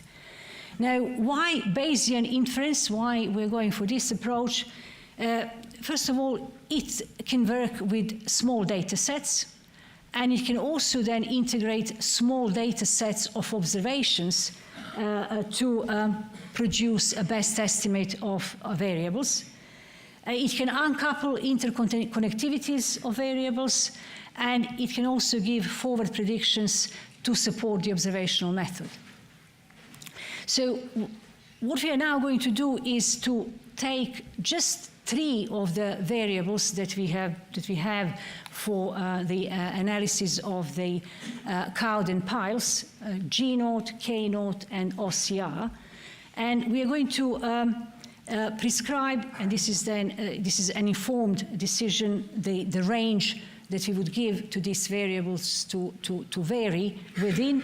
We're going to assume them to be random variables. We're not going to do anything with undrained shear strength because that is a derived property.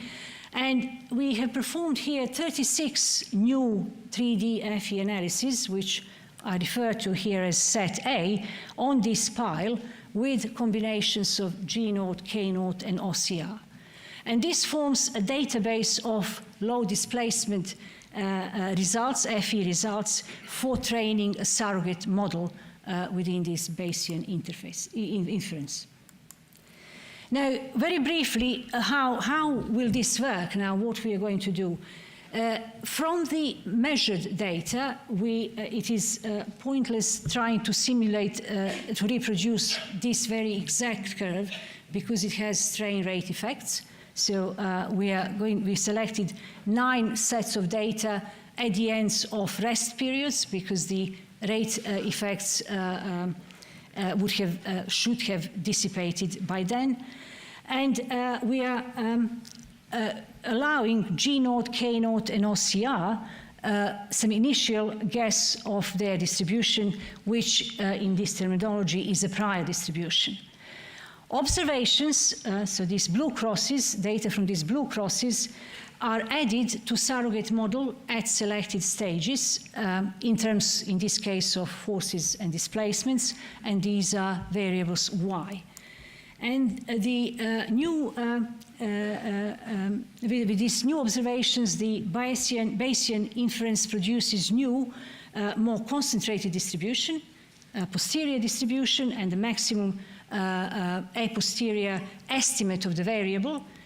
And this inference continues with adding the new sets of data, new observations, until the final posterior distribution and MAP are predicted. Bayesian inference can also account for the level of discrepancy between observed data and the FE output. And it's simply written here as Y observed minus YFE. This is a tolerance that the system has, and it represents very abstractly the level of confidence that we have in our finite element analysis with all its constitutive modeling, boundary conditions, and actual numerical algorithms to predict the observations accurately. And it is part of this Bayesian inference. Additionally, the approach that we have taken here, and this is led completely by my colleague Trong Lee, and he has developed the software that we have integrated with ICFEB. The approach here is not so much based on artificial neural networks, so that is why there are not many analyses, but is based on completely mathematical formulation with polynomial chaos estimation that is allowing us to have small data sets in our inference applications. So what I'm going to show here now are two sets of analysis.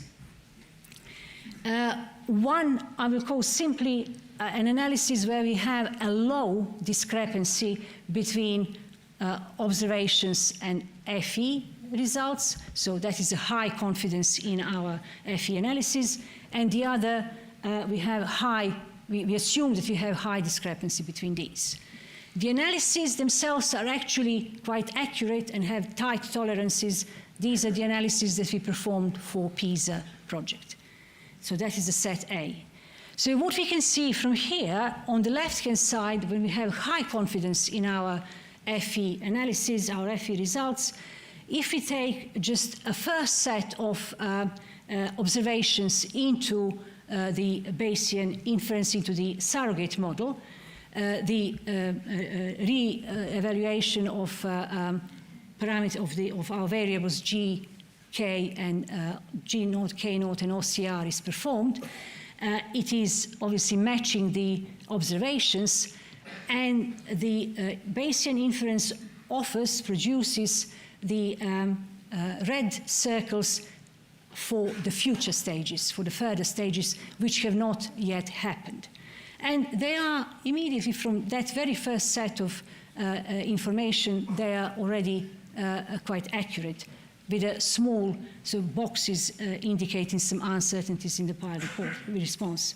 On the other hand, if we give low confidence into the model, into the Bayesian inference of our FE analysis, despite them being accurate, then the predictions of the later stages from that first step are not as close to the blue crosses as in the first case. But by the time we come to the end, we incorporate all observation data set, all 9 of them, both analyses give practically the same result, which is what they should do, because that is what the inference is essentially forcing them to do. That is what the surrogate model is forcing them to do. If we now look at what is the best estimate at this last stage, in this case, of our variables, clearly the G naught is estimated to be at the higher end of our limit compared to what we inferred in our original PISA analysis. K naught is also estimated to be at the high end because G naught is stress level dependent. If it is high, then the P dash has to be high, whereas OCR is at a lower end for both of the analyses that we performed. If we check this now against our profile of undrained shear strength and the data associated with it, the resulting undrained shear strength profile is profiles from both analyses are actually fitting the data quite reasonably well. So despite of the level of confidence that we have given to these analyses, because the analyses are of high quality, they are both giving a reasonable prediction of what the undrained shear strength profile, or reasonable inference of what the undrained shear strength profile should be. But very briefly now, what we are now doing is to check the accuracy of the Bayesian inference if our FE analysis is not good. And we have simply here, which it can be for various reasons, simply here, what we have done in these analyses is to change the increment size and to change the tolerance. So we have relaxed the tolerances to some of our convergences, and therefore the predicted load displacement curves are actually on the higher side compared to the test data and original PISA FE analysis. So we now have performed 36 analyses with variations of G0, K0, and OCR. We haven't changed anything in the data. That data is still the same, and the limits are still the same. And we have now a new database to create a new surrogate model. And if we do the same now as we did before, again, have an analysis where we really trust the FE results and one where we are not so trustful, based on the introduction of the first set of the measurements into the surrogate model, both sets of analyses predict the initial response, initial crosses reasonably well, but the predictions of the later stages of the loading are quite off. And interestingly, the analysis where we actually trust the surrogate model, where we trust the analysis completely, gives worse prediction, so higher estimates of load compared to one where we don't trust FE results so much, and that is natural because that is what we are telling the surrogate model to do, to trust those bad predictions. Of course, again, by the time we add all the observational stages into the problem, both sets of predictions, both sets of surrogate predictions are pretty much the same. Again, that is what the method is supposed to do. But if we now look at the best estimate of our three variables, the G0 is now mobilized at the lower end of the limit, and so is the K0, because the analyses were over-predicting the initial stiffness, and OCR had to be reduced outside the prescribed range to bring down the strength at the later part of the loading. So if we now do our test of the undrained shear strength profile, the combination of these three profiles is actually producing an undrained shear strength that is completely outside the measured range, the range of soil data.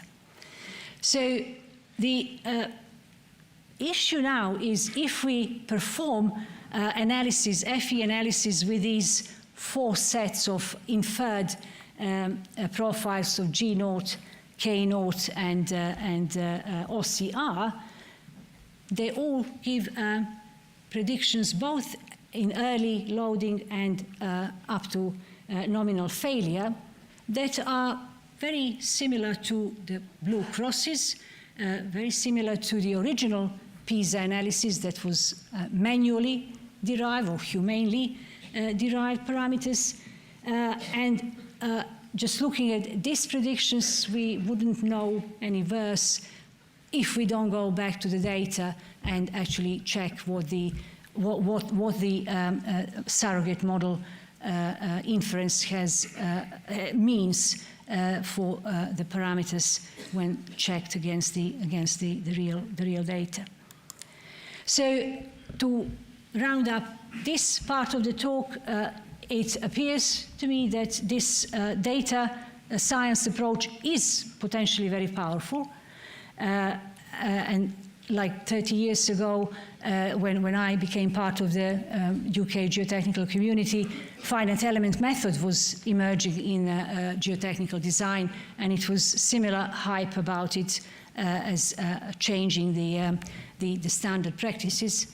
And we then had Dave Potts's Rankine Lecture debating whether numerical analysis was a virtual dream or really a practical reality.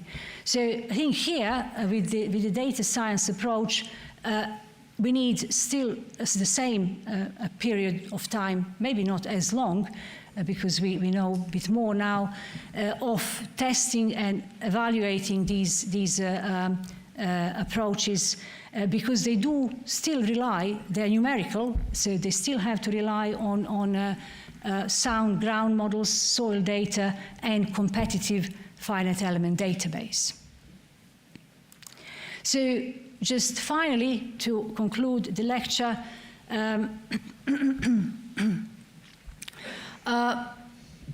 my personal belief is that what the problems the geotechnical community is facing today involves problems that essentially require computational analysis, and perhaps the computational analysis to become prevalent in the design compared to simple methods.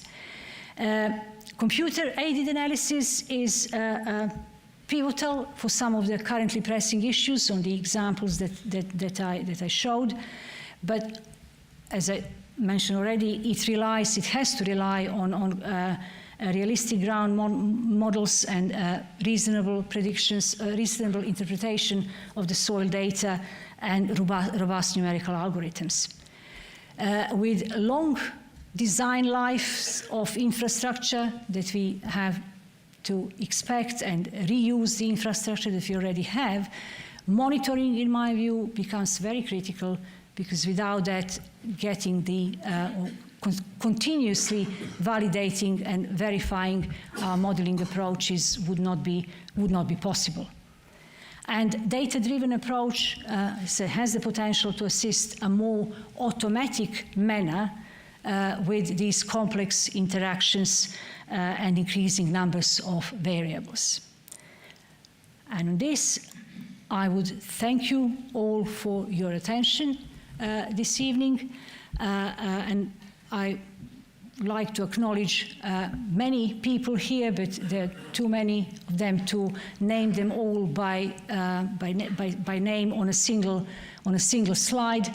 There are many current and past colleagues in the section and in the department, research students, both now and in the last 30 years of my academic career here, technical and admin staff, many collaborators at home and abroad, industry partners, funding bodies, my family, and friends. But I would like to single out 3 people with special thanks. John Berland and Richard Jardine, who accepted me in the group when I wanted to do a PhD, and enabled me to come and do my PhD.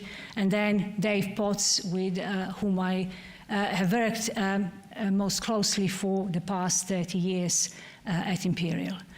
Thank you, everybody.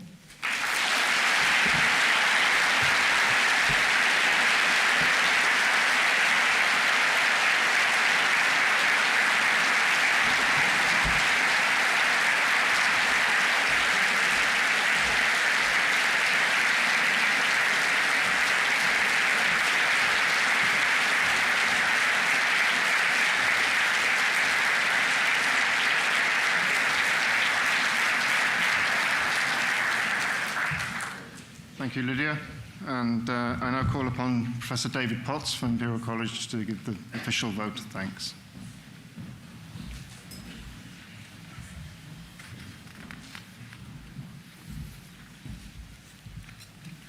Good evening. As Lydia has just said, and Jamie mentioned in his introduction, I have worked with Lydia for the past 30 years. And this has been a fruitful partnership which has involved the development of numerical algorithms, the application of numerical methods to engineering practice, the joint supervision of many research students, publication of many papers, and of course the 2 books.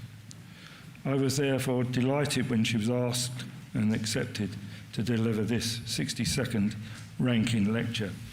I think tonight's lecture has been exceptional in its content and its delivery, providing something for all of us. As we have heard, civil engineering involves a vast spectrum of structures with a range of purposes. This makes it difficult to rely on empiricism, and consequently some form of theoretical calculation is needed. Nearly all civil engineering structures involve the ground, and consequently geotechnical engineering plays a pivotal role. This involves dealing with a natural material, as opposed to most other branches of engineering which deal with materials made and controlled by us.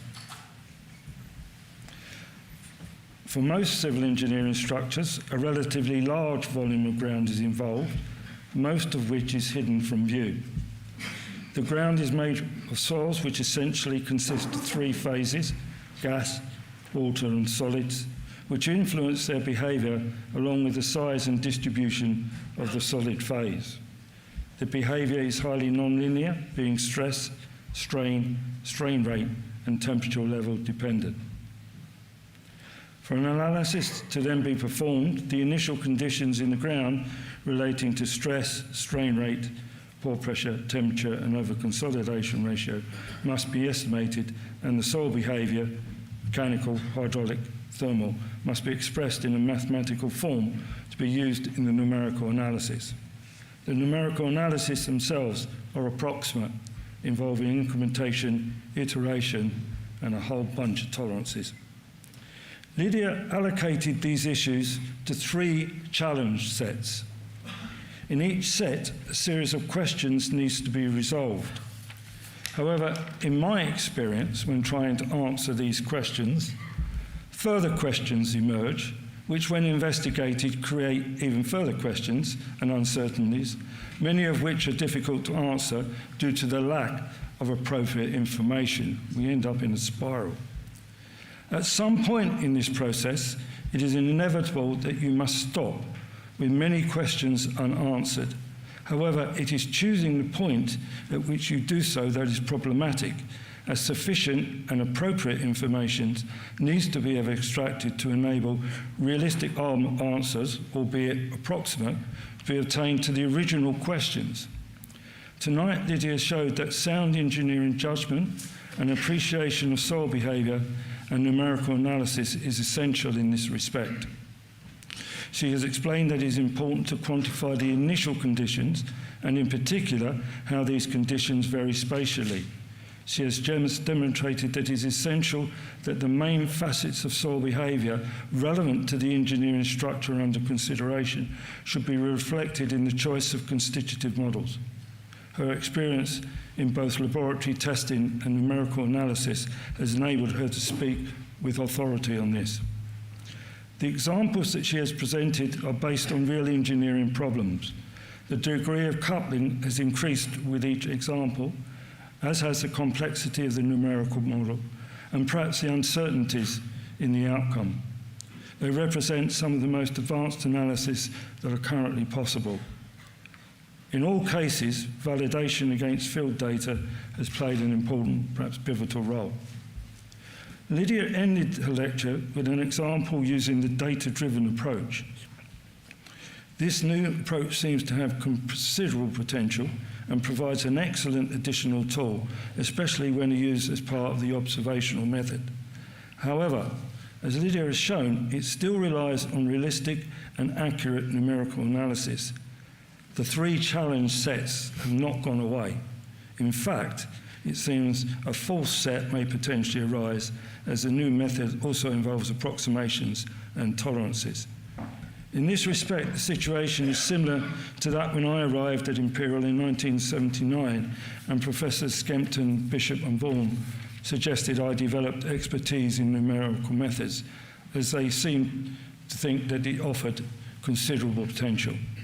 As we have seen tonight, in many respects, a lot of that potential has been realised, but there are still issues.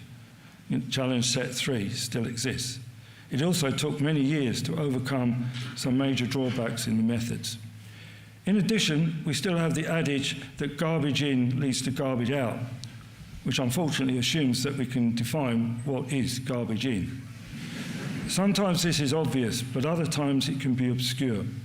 There are also the difficult decisions associated with which parts of the computational tools can be used as black boxes. Lydia, you have delivered an excellent Rankine lecture, which has provided much food for thought. It has been a privilege and a pleasure to listen to you tonight. On behalf of the British Geotechnical Association and this evening's audience, it is a great pleasure to thank you most sincerely for preparing and delivering the 60-second Rankine lecture.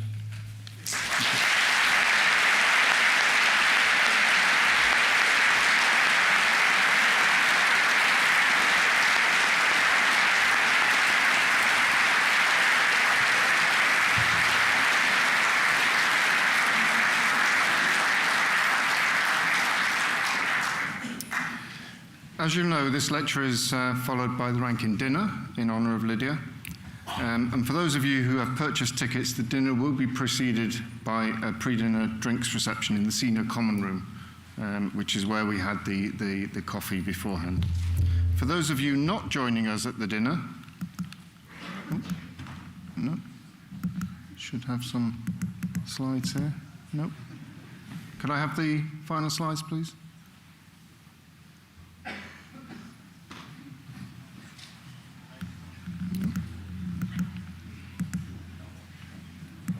Oh, well. For those of you not joining us at the dinner, the early career group are holding their informal networking at Imperial College's H-Bar, which is located directly below us here. If you go back down the stairs, you follow the signs to the H-Bar. Everybody here is there we go. Everybody here is welcome to attend, apart from those who are going to the dinner, of course. There'll be a selection of alcoholic and non-alcoholic drinks there, so feel free to go along.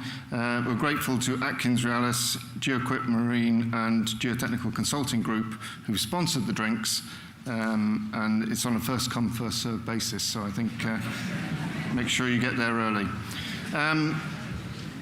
You will be also aware that the name of the 2025 Rankine Lecturer will be announced during the dinner this evening, and it'll be posted on the BGA website later this evening at about 11 o'clock, for those of you who aren't going to the dinner. Before we adjourn, a few announcements of forthcoming events.